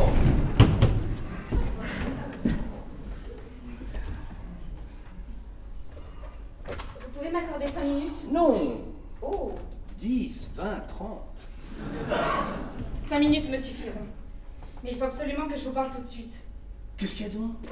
Il y a que j'ai failli ne pas venir ce matin. Pourquoi ça? Parce que hier soir, il s'est passé entre votre femme et moi une chose grave. Extrêmement grave. Elle a d'abord été ce qu'elle est avec moi depuis que je suis ici. Méprisante, blessante. Puis tout à coup, elle a dépassé la mesure. Elle m'a outragée. Elle m'a dit des choses affreuses. Mais quelle chose? Que j'avais l'air d'une fille, que je n'étais pas à ma place ici, que je m'étais trompée de maison, que d'ailleurs je n'y resterais pas. Alors donc, il fallait lui répondre. C'est bien ce que j'ai fait. Mais j'ai malheureusement perdu mon sang-froid. Et je n'ai pas été polie. Tu as bien fait. Elle avait été méchante. J'en suis sûr.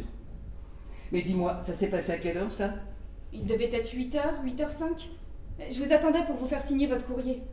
Elle me croyait partie déjà depuis longtemps et elle a été contrariée de me voir encore là. Tiens, parlez. Et c'est parce que je n'ai pas voulu m'en aller quand elle me l'a dit que ça l'a mise hors d'elle. Évidemment.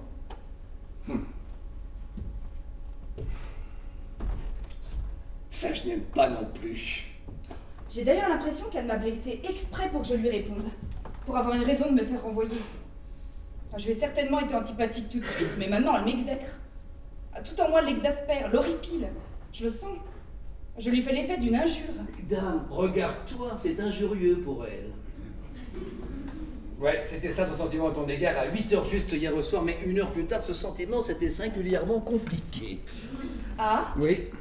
Mais pour quelle raison? Bon, ce serait trop long à t'expliquer. Sache seulement qu'elle en est à se demander aujourd'hui si tu es ma fille ou ma maîtresse. Oh! Mais c'est épouvantable cela pour vous. C'est pour le moins curieux. Mais alors vous auriez dû m'empêcher de venir ce matin. Comment aurais-je pu le faire? D'ailleurs, je ne suis au courant de tout que depuis 10 minutes. Ah, c'est cette dame qui... Oui. Mais sans vouloir être indiscrète, pourquoi se pose-t-elle cette question dont vous venez de me parler? Parce qu'elle a ouvert mon testament. Un testament nouveau que j'avais fait dans la journée et que j'avais perdu et qu'on avait rapporté ici en mon absence hier au soir. Comment? Elle s'est permis? Elle me croyait mort. Elle a une excuse. Or, dans ce testament, je raconte beaucoup de choses dont je n'avais jamais parlé à personne. Ah, Oui. soit. Mais pourquoi se demande-t-elle Parce si... qu'il est, paraît-il, rédigé de telle sorte qu'en citant vos deux noms... Nos deux noms? Oui, enfin... Ma phrase prête à une certaine confusion. Et ma foi, dans ces conditions, ayant tout à craindre une personne qui n'est pas toujours maîtresse de ses nerfs, il va falloir que nous ayons, vous et moi, Juliette, 5 minutes d'entretien, d'un entretien très sérieux.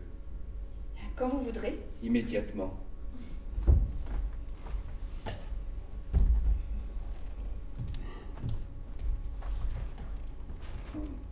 Je vous écoute.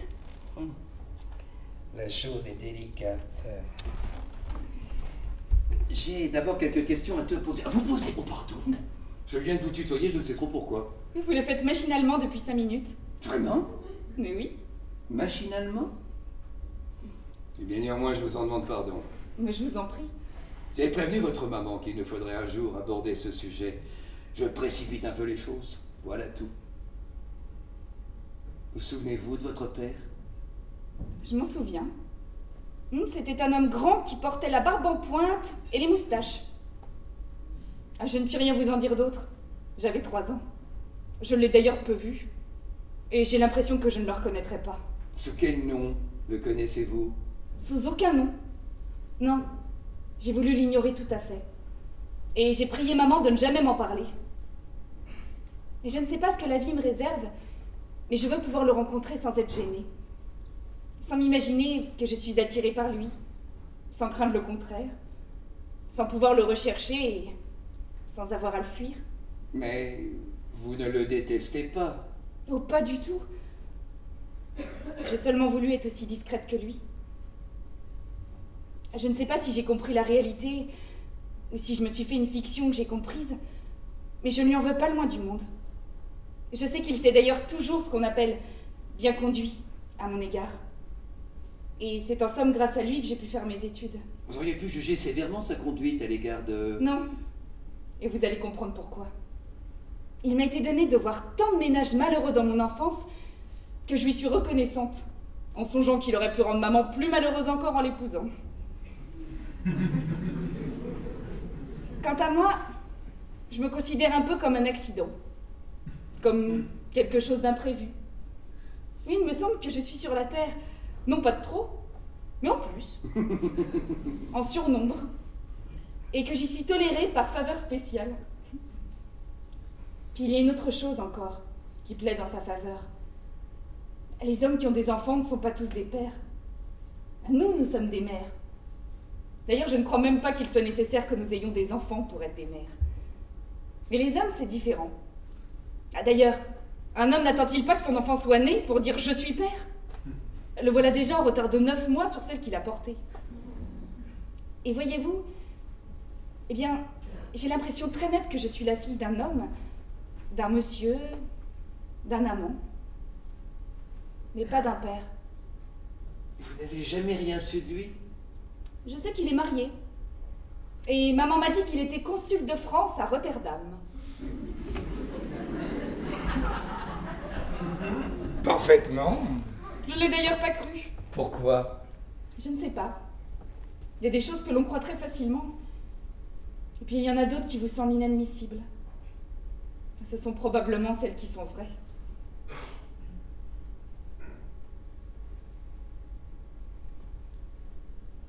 S'il vous donnait un jour signe de vie, cet homme, s'il se faisait présenter à vous, oui, s'il avait envie ou besoin de vous revoir.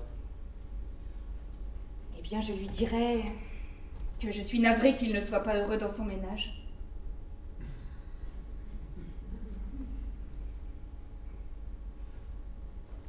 Eh bien, Juliette, il y a 23 ans, je portais la barbe en pointe et les moustaches.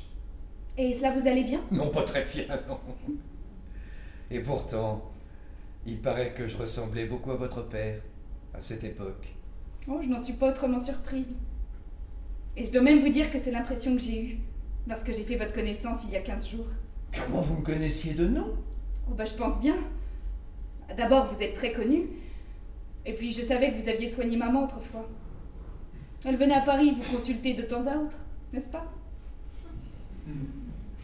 D'ailleurs, vous êtes venu vous-même à Orléans me voir un jour. Tu t'en souviens? Oh, bien vaguement. Car j'étais très malade, n'est-ce pas? Oh oui, très. Je vous revois dans une espèce de brouillard. C'était la fièvre. Est-ce que j'ai failli mourir ce jour-là? Ne dis jamais un mot pareil. Quelle horreur. Tu étais très malade ce jour-là. Mais le lendemain, c'était fini. Oui. Mais grâce à vous. Et en somme, si je suis vivante, raisonnons, je vous le dois bien plus encore qu'à mon père.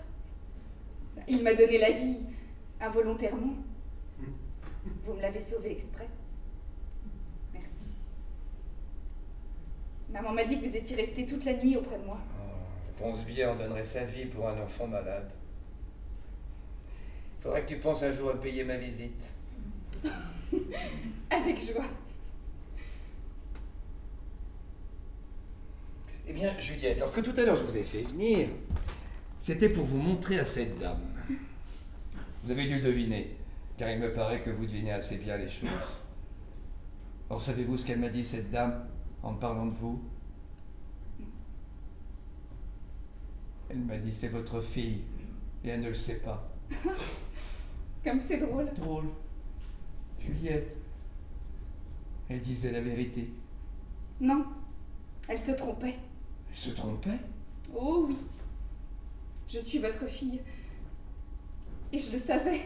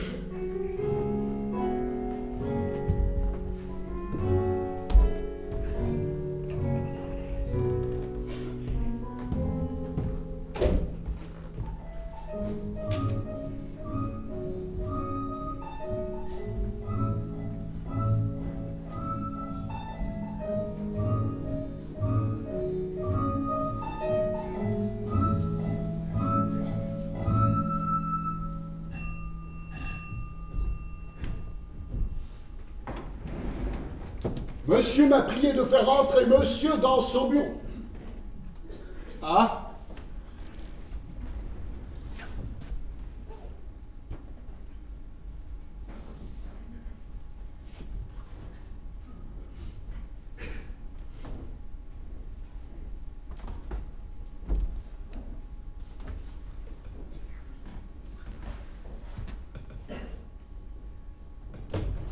Mais vous êtes fou! Pourquoi? Qu'est-ce que vous venez faire ici? Mais je n'en sais rien. Comment vous n'en savez rien? Mais non! Mais j'ai reçu un coup de téléphone de lui à 3h me priant instamment d'être ici à 8h moins un quart. De lui qui? De votre mari. C'est une erreur, ce n'était pas lui. Mais ne dites pas ça! J'ai parfaitement reconnu sa voix et je suis sûr que c'était lui. Quoi? Vous avez pensé que je venais de moi-même comme ça pour vous dire un petit bonjour après ce qui s'est passé hier? Oui, et je vous avoue que ça m'étonnait. Mais ce qui m'étonne et ce qui m'inquiète encore davantage, c'est qu'il vous ait donné ce rendez-vous chez lui. Qu'est-ce qu'il peut avoir à vous dire? Vous êtes bien naïve. Pour moi, ce n'est pas douteux. Il m'a fait venir pour me flanquer à la porte. Il avait d'ailleurs amorcé la chose hier soir, en m'avisant qu'à l'avenir, il me dirait « vous ». Je ne savais pas Il faut que... que vous étiez imaginé qu'il allait me demander de le tutoyer désormais. Vous avez été très illogique hier. Et nous voilà dans un rue de pétrin maintenant. Est-ce que c'est ma faute? Mais non. C'est la faute de personne. Je constate seulement le fait. Mais dites-moi, comment avez-vous su que j'étais là? Quand? À présent? Par le valet de chambre. Pourquoi est-il venu vous prévenir, vous? Tiens, oui, en fait. Pourquoi est-il venu me prévenir? Moi? Il faut le savoir. Il y a quelque chose de louche là-dessous.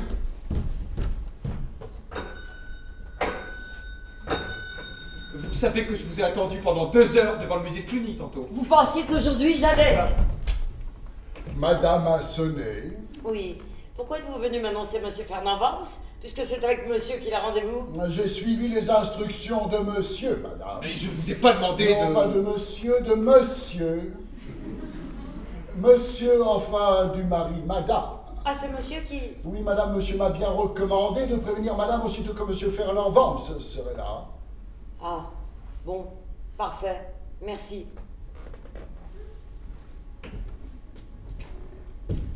C'est un piège! Évidemment. Faisons très attention. Je ne vois pas bien d'ailleurs quel serait le sens de ce piège, puisqu'il est au courant de tout. Et s'il veut un flagrant délit pour divorcer? Ah. Voyons, j'ai introduit mon amant dans le domicile conjugal. Aïe! Alors, que faire? Vous en allez, tout de suite. Ce n'est pas l'envie qui m'en manque. Allez, je vous jure. Mais si ce n'est pas un flagrant délit qu'il veut, j'ai la temps lâche, car son coup de téléphone était impérieux. J'aurais pu au besoin ne pas venir. Mais c'est d'autant plus grave que nous nous sommes vus tous les deux et que vous seriez complices de ma fuite. Il ne fallait pas venir. En effet. Alors c'était l'aveu. Or, je ne savais pas où vous en étiez tous les deux. Où en êtes-vous d'ailleurs? Qu'est-ce que vous lui avez avoué? Rien du tout. Comment rien du tout? Nous ne sommes pas dit un mot. Depuis hier soir? Pour ainsi dire, pas un seul mot. J'ai voulu à un moment donné lui en parler moi-même, n'en pouvant plus, mais il m'a coupé sèchement la parole. Car il a fait celui, du moins, qui était d'une humeur épouvantable. Dites-moi, ça c'est capital. Et tout s'explique. Bien, alors niez, non! Et qu'est-ce que vous avez? Je n'ai rien. Je vous conseille de nier. Nions jusqu'à la gauche, effrontément, donnons notre parole d'honneur. Voulez-vous que je vous dise? Eh bien, c'est ça qu'il veut. Et s'il m'a fait venir? Et s'il s'est arrangé de manière à nous faire rencontrer tous les deux, vous et moi? C'est pour que nous nous mettions d'accord avant l'entrevue que je vais avoir avec lui. Très juste. Eh bien, n'hésitons pas et rentrons dans son jeu. Parfaitement. Qu'est-ce que nous jurons? Tout ce qui nous demandera de jurer. C'est bien simple, laissons-nous guider par lui. Entendu. Papa et maman? Ou par exemple... Qu'est-ce que ça veut dire ça? Toi ici, comment oses-tu? Oh, pardon, Lucie, je ne vous voyais pas. Mais qu'est-ce qui se passe? Mais je n'en sais rien. Pourquoi venez-vous tous les deux? Parce que j'ai reçu il y a 1 heure ce télégramme de votre mari. Soyez ta femme et toi sans faute à 8 heures chez moi, il le faut, Jean. Et toi? Moi, c'est par téléphone qu'il m'a prié de venir. Vous n'en étiez pas informé, vous, Lucie? Pas du tout. C'est plus qu'étrange, ça. Vous ne seriez pas victime d'un mystificateur? C'est ce que je me suis demandé tout de suite. Mais non, le valet de chambre est au courant. Et puis, c'est bien son écriture. Comme c'était sa voix tantôt au téléphone. Les enfants, il se passe cependant quelque chose d'anormal. Est-ce que vous savez que ce matin, je suis venu chez vous? Je ne savais pas. Vers quelle heure? Il a dû recevoir une dame en grand deuil ce matin. Parfaitement oui. À 10 heures. Eh bien, c'est à ce moment-là que je suis venu, car j'ai croisé cette dame devant la loge du concierge. Mais pourquoi veniez-vous? Parce que je n'en pouvais plus. Et puis je voulais le voir. Et vous lui avez parlé? Mais je n'ai pu lui parler de rien, il ne m'a pas laissé placer un mot. Et pour se débarrasser de moi, savez-vous ce qu'il a fait? Il m'a envoyé à l'hôtel Crayon. Chez le bête Tunis. Qui ne m'attendait pas et qui a dû me prendre pour un fou. Ou pour un assassin peut-être. Car il m'a presque fait flanquer à la porte par 2 hommes terribles, armés jusqu'aux dents. Oui, vous pourriez au moins ne pas me rire au nez tous les deux. Mais vous, Lucie, est-ce indiscret de vous demander où vous en êtes, Jean et vous? Nous ne sommes pour ainsi dire pas adressé la parole depuis hier au soir. Et ce qu'il vous a fait à vous, il me l'a fait à moi. Il vous a envoyé chez le bête Tunis? Non. Mais il me coupait sèchement la parole quand j'ai voulu lui parler. Et ce matin, il n'a pas déjeuné là. D'ailleurs, je n'ai pas trop insisté, je l'avoue, car il me tardait de vous revoir et de me mettre d'accord avec vous sur l'attitude que nous allons adopter. Vous ne devriez peut-être pas parler si haut. Personne ne peut nous entendre. Ta secrétaire?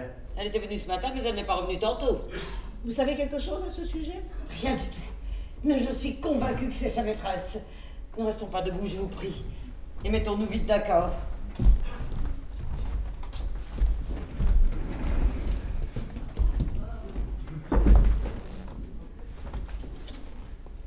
Qu'est-ce que ça veut dire, ce que vous faites là? Je n'en sais rien, madame. Je fais ce que monsieur m'a dit de faire.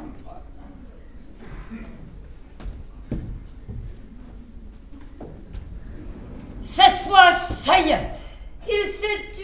Oh non, non, non! Ça va pas recommencer cette histoire-là!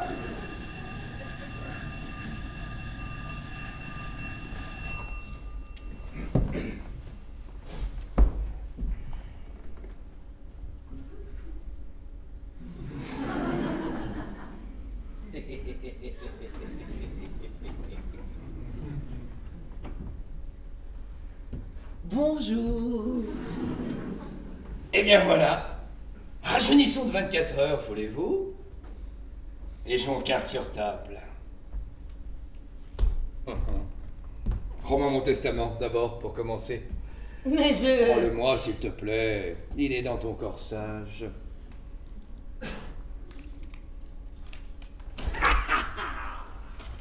C'est trop beau, n'est-ce pas, ce qui nous arrive? Et ce serait folie de n'en pas profiter. Ne soyons pas que des victimes. Soyons tout de même aussi des spectateurs. Et ne me refusez pas le plaisir amer de vivre avec vous ce quart d'heure instructif. L'indiscrétion involontaire et justifiée, je dirais même, de Lucie, nous met dans une situation absolument exceptionnelle. Profitons-en. À la faveur de cette indiscrétion, vous avez vu sortir du puits la vérité, dévêtue, aveuglante. J'ai sonné, d'un coup sec, vous l'avez renvoyée à son puits. 24 heures ont passé. Laissez-la reparaître et détaillons-la bien. Payons-nous ça, si j'ose dire. Nous ne la reverrons peut-être plus jamais. Les minutes que nous vivons sont rares, vous savez. Et ce sont de ces choses qu'on ne voit généralement qu'en rêve. Heureusement, d'ailleurs, puisque nous avons en ce moment un aperçu de ce que serait la vie si tout à coup les gens apprenaient la vérité les uns sur les autres. Ce serait un bouleversement terrible, inconcevable, car il serait prématuré. Nous ne sommes pas mûrs encore pour cela. Mon histoire de testament arrive 15 ou 20 ans trop tôt. Mais revenons à nos moutons. Il y avait pour vous deux écoles. Cacher le testament, vous taire et réfléchir. Ce que vous avez fait instinctivement, ce que j'aurais fait à votre place aussi. D'ailleurs, ne vous donnais-je pas l'exemple du mutisme et de la discrétion? Ou bien l'autre école, l'éclat, le drame, l'aveu immédiat, avec tout ce qu'il pouvait comporter d'imprévu, de cruel et d'amusant peut-être. Ah, ça n'aurait pas été mal non plus. La sagesse, en principe, était de se taire. Qu'est-ce que ça a donné? Pas grand-chose. Ce que donne généralement la sagesse du négatif, car nous en sommes au même point. Eh bien, puisque nous en sommes au même point, repartons de ce point, reprenons le départ, et voyons la seconde école. Dans 2 minutes, nous serons peut-être en train de nous battre comme des chiffonniers, tous les 5. Est-ce que tu as fini de te foutre de nous? Ça commence déjà? Adrien, Mais c'est donc. Tu veux passer le premier? Allons-y, allons-y, je t'écoute, vas-y. Mais si tu veux m'en croire, éloigne un peu ton fils.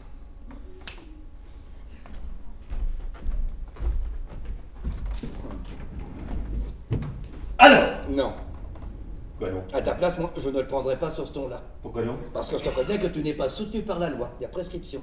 Prescription. L'article 638 est formel sur ce point. Mais quel article 638? Celui du code d'instruction criminelle. Oui, j'ai demandé tantôt le renseignement à mon avoué.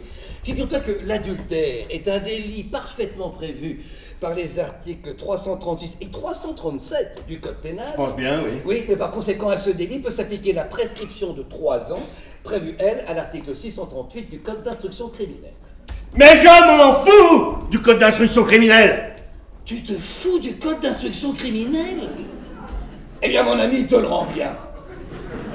Tu ne peux plus divorcer pour ça, comprends-tu? C'est trop tard. Moi, je te proposais de nous rajeunir de 24 heures, tu veux nous rajeunir de 24 ans, tu exagères. Mais tu parles de divorce ici d'abord? Tu ne penses pas que je sois assez bête pour vouloir divorcer après 25 ans de mariage? Alors écoute, si tu n'es pas assez bête pour divorcer, pourquoi n'es-tu pas assez intelligent pour te taire? Me taire? Ah oui, tu voudrais bien que je me taise. Tu voudrais bien ne pas t'entendre reprocher ton abominable conduite. Je t'arrête, mais pas au nom de la loi, cette fois-ci au nom de la justice. Ce n'est pas toujours la même chose. À l'époque dont tu parles, nous n'avions pas 70 ans à nous trois. Et n'oublie pas que nous connaissions guère que depuis 5 ou 6 mois. Et qu'on ne se tutoyait pas encore. Non, non, non, non. Alors si tu tiens absolument à me dire aujourd'hui ce que tu aurais pu me dire à cette époque, dis-moi vous, s'il te plaît, pour commencer. Et ne me parle surtout pas de l'amitié qui nous lie, car encore une fois, nous n'étions que des camarades en ce temps-là. Nous n'étions même pas de très bons camarades. La preuve. Et c'est à la suite de cela que nous sommes devenus justement des amis. Et c'est précisément à cause de cela que... Que quoi? que depuis 25 ans, je n'ai pas été pour toi un ami tout à fait inutile. Tu m'as aidé, c'est entendu. Ah non, il faut pas que tu en parles comme ça. Parce que écoute, moi je vais te répondre. La vérité est là, toute nue devant toi. Ne te mets pas de verre fumé, regarde-la. Mais je donne pas la vérité, elle me fait pas peur. Tu m'as prêté 150 000 francs pour m'installer. Oh, parle pas si haut. Et pourquoi non, j'en ai pas honte. Je te les ai rendus, tes 150 000 francs. Oui. Quoi, oui, je te les ai rendus. En 3 chèques de 50 000 francs. Je peux parler? Oui, parle. Ça me gêne devant ces dames. Viens. Tu me les as rendus, mes 150 000 francs, seulement moi. Je n'ai jamais touché tes chèques. Comment, mais Ah non, vous avez mis de côté dans mon coffre et je suis allé les chercher tantôt pour te les montrer ce soir dans le cas où tu le prendrais sur ce ton-là. Tu t'es toujours imaginé que je n'avais pas d'ordre dans mes affaires alors que c'était plutôt toi qui en manquais. Car je veux croire que si tu t'en étais aperçu...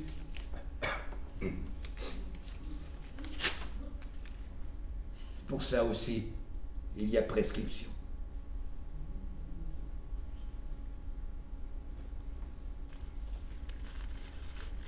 Et c'est très drôle, voyez-vous, que cette histoire m'arrive à moi, car je me suis souvent demandé pourquoi une canaille n'a pas encore eu l'idée de cambrioler un grand notaire et de rafler tous les testaments. Vous imaginez-vous la fortune qu'il eût pu faire? Mais il faudrait qu'il se dépêche, car dans une vingtaine d'années, ce ne sera plus possible. Pourquoi donc cela? Parce que je suis convaincu que dans 20 ans, une aventure comme celle qui nous arrive n'aurait plus du tout le même caractère. Nous sommes en train de vivre une période de transition. Naguère, un mari trompé répudiait sa femme. Ça nous semble aujourd'hui purement ridicule. Dans 20 ans, c'est nous qui ferons rire. Je ne vois pas ce que nous avons de risible. Oh, notre résignation, ou plutôt notre hypocrisie, notre respect des lois et des coutumes établies, nous en rendons même pas compte. C'est notre seule excuse. Je ne sais pas ce qu'il y aura de changé dans 20 ans, mais j'ai l'impression qu'il y aura toujours des cocus. Oui, seulement je crois qu'il n'y aura plus que ceux à qui ça fera plaisir. Oh, je parierais bien que les fils de nos enfants ne toléreront plus qu'au nom d'une loi vétuste et périmée, un homme saint d'une écharpe tricolore se permette de dire à ceux qui se marient qu'ils s'unissent pour la vie entière. D'ailleurs, il est dommage que les divorces ne soient pas prononcés aussi dans les mairies et par le même officier d'état civil. Ah, la comédie serait complète. Non, de même que rien ne doit empêcher un homme et une femme qui s'aiment de passer toute leur vie à s'adorer. Aucune loi, aucun principe, aucune considération, rien enfin ne doit contraindre deux êtres qui ne s'aiment plus de continuer à vivre côte à côte. Si, les enfants. Ah, j'attendais, les enfants. Ah oui, on leur en met sur le dos à cela. Je suis resté à cause des enfants. Mais il n'y en aura donc jamais un qui avouera qu'il est resté par intérêt ou par faiblesse. Tu veux que tes enfants te respectent, tu prétends faire leur éducation, tu leur dis de prendre modèle sur toi et tu leur donnerais ce mauvais exemple. Nous ne sommes pas d'accord. Si vous ne vous aimez plus et si vous continuez de vivre ensemble, eh bien cachez-vous et surtout ne montrez pas ça à tes enfants. Tu me parais illogique en ce moment, mon cher.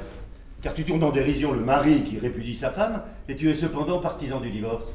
Je me suis mal fait comprendre alors. Je suis partisan du divorce, mais je ne considère pas que l'infidélité soit un crime. Du tout, du tout. Allons donc. Non, du tout. Là, il a un peu raison. Non, en effet, ce n'est pas un crime. Je ne leur fais pas dire. Seulement, je suis pour qu'on s'en aille dès qu'on en a assez. Ah, tu te fais le champion de l'union libre alors. J'aime encore mieux ça que les ménages à trois. Et d'abord, ce n'est pas de l'union libre que je me fais le champion, c'est de la désunion libre. Ce que je n'aime pas, moi, c'est le mensonge. Je vais même encore plus loin. Je l'ai en horreur. Moi aussi. Je n'admets pas qu'on ridiculise son mari, ni sa femme. Ouais, mais tu viens de dire toi-même qu'il y aurait toujours des cocus. Oh, ça évidemment.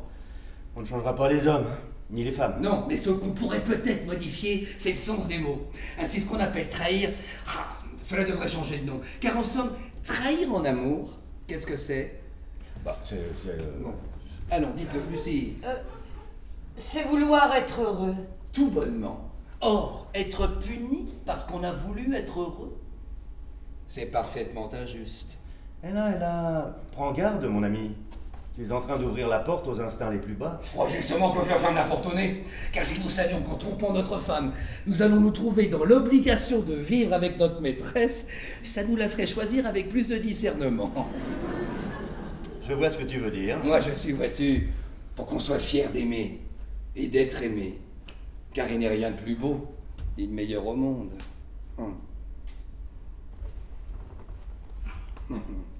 Si ce principe était établi, je connais quelqu'un qui n'aurait peut-être pas choisi la personne qu'elle a choisie pour faire ce qu'elle a fait. Et avoue-moi, Lucie, que si tu t'étais prise d'un homme de ton âge, beau garçon, immensément riche, et que si cet homme t'avait dit « nous nous aimons, partons ensemble », tu serais parti avec lui. Ah ça, jamais. Pourquoi? Parce que jamais je ne t'aurais abandonné. Abandonné? Oh, ça c'est magnifique. Tenez, le voilà le malentendu. Pourquoi dis-tu abandonner? Une femme qui s'en va avec son amant n'abandonne pas son mari. Elle le débarrasse d'une femme infidèle. Ne prends pas mal ce mot, non. Considère bien que c'est bien inutile une femme infidèle. Est-ce que tu t'imagines, mon enfant, que je serais resté seul plus de 24 heures si ça ne m'avait pas plu? La vanité des êtres est incommensurable. Alors tu crois vraiment que si tu partais demain, je resterais dans mon coin, tout seul, à me morfondre? Oh, si tu en étais sûr, c'est cela qui te fait partir. Car je crois, moi, que ce qui fait rester les femmes, c'est la peur qu'on soit tout de suite consolé de leur départ. Oh, ne sois pas hypocrite, mon petit. Si j'étais mort hier, comme tu l'as supposé, dans 1 an et demi, tu te serais remarié. Monsieur, heureusement, mon Dieu. Ne me dis pas le contraire, je ne vais plus jamais oser mourir. Oh, pardonnez-moi d'avoir regardé l'heure, mais pour moi, le temps presse. Faisons machine arrière à présent, voulez-vous? Revenons en 1934 et dans ces conditions. Ne croyez-vous pas que nous pourrions peut-être adopter une 3e solution que je vous propose? Le testament n'a pas été ouvert. Ah. Vous l'avez vu, mais vous n'avez pas osé l'ouvrir. Vous l'avez remis dans ma poche. Vous êtes inquiet, mais vous ne savez rien. Je suis seul à savoir, à tout savoir. Moi, je préfère cela, pas vous? Vous allez voir. Je rentre, qu'est-ce que je vois? Mon veston. Je saute dessus, j'en fais l'échange, en m'excusant auprès des dames, je passe rapidement l'inspection des poches et je retrouve mon testament. Je respire.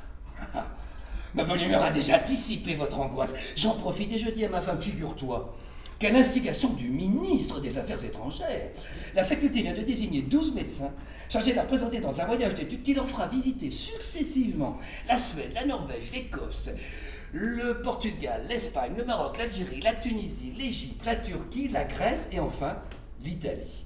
Et je viens d'apprendre que je faisais partie de ce groupe. Je t'avoue que c'est pas sans un peu de déplaisir que j'abandonne mon travail, mais l'on m'a fait comprendre qu'au retour c'était pour moi la cravate de commandeur. Remets-toi. Fais quelque chose. Fais... C'est ça. Non mais écoute, c'est sérieux? Naturellement que c'est sérieux. C'est l'histoire de... Ils disent 2 mois et demi. Mais il faut compter 3 mois. Et c'est pourquoi je dis que c'est un grand sacrifice que je fais, que nous faisons tous. Mais vos femmes vous accompagnent? Non, c'est cruel, mais c'est ainsi.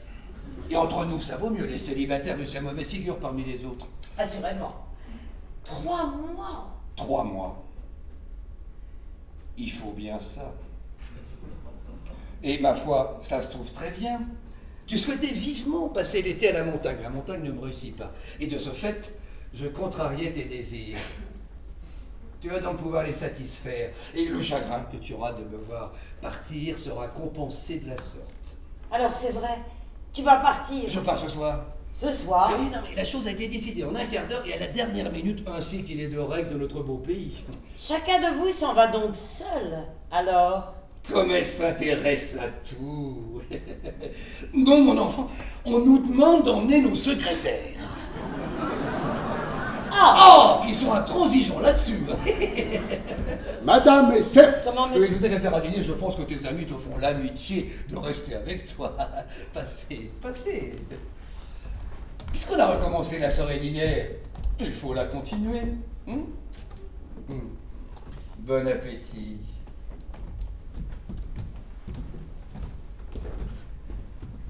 Mange. Oh. Quant à toi et à ce jeune homme, écoute-moi bien. Je crois que vous allez vous apercevoir très vite, tous les deux, qu'une aventure comme la vôtre n'a plus de raison d'être aussitôt qu'elle a cessé d'être un secret. D'ailleurs, ce n'était probablement qu'un flirt. Si tu savais à quel point... J'en suis convaincu.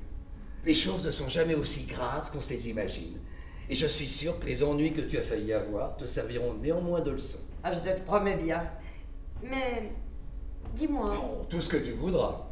ne m'avais-tu pas dit que ta secrétaire ne pouvait pas rester avec toi? En effet, elle ne peut pas rester avec moi, mais elle peut partir avec moi.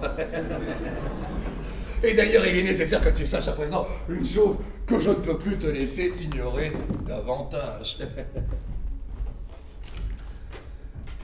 Juliette, êtes-vous heureuse de partir avec moi faire ce grand voyage? Oui. Non, mais si nous étions seuls tous les deux, que répondriez-vous? Êtes-vous heureuse de partir avec moi? Oh oui, papa. À nos âges, à notre époque et dans notre situation, nous devons considérer que tous les événements qui arrivent sont des événements heureux, sans quoi nous n'en sortirons jamais.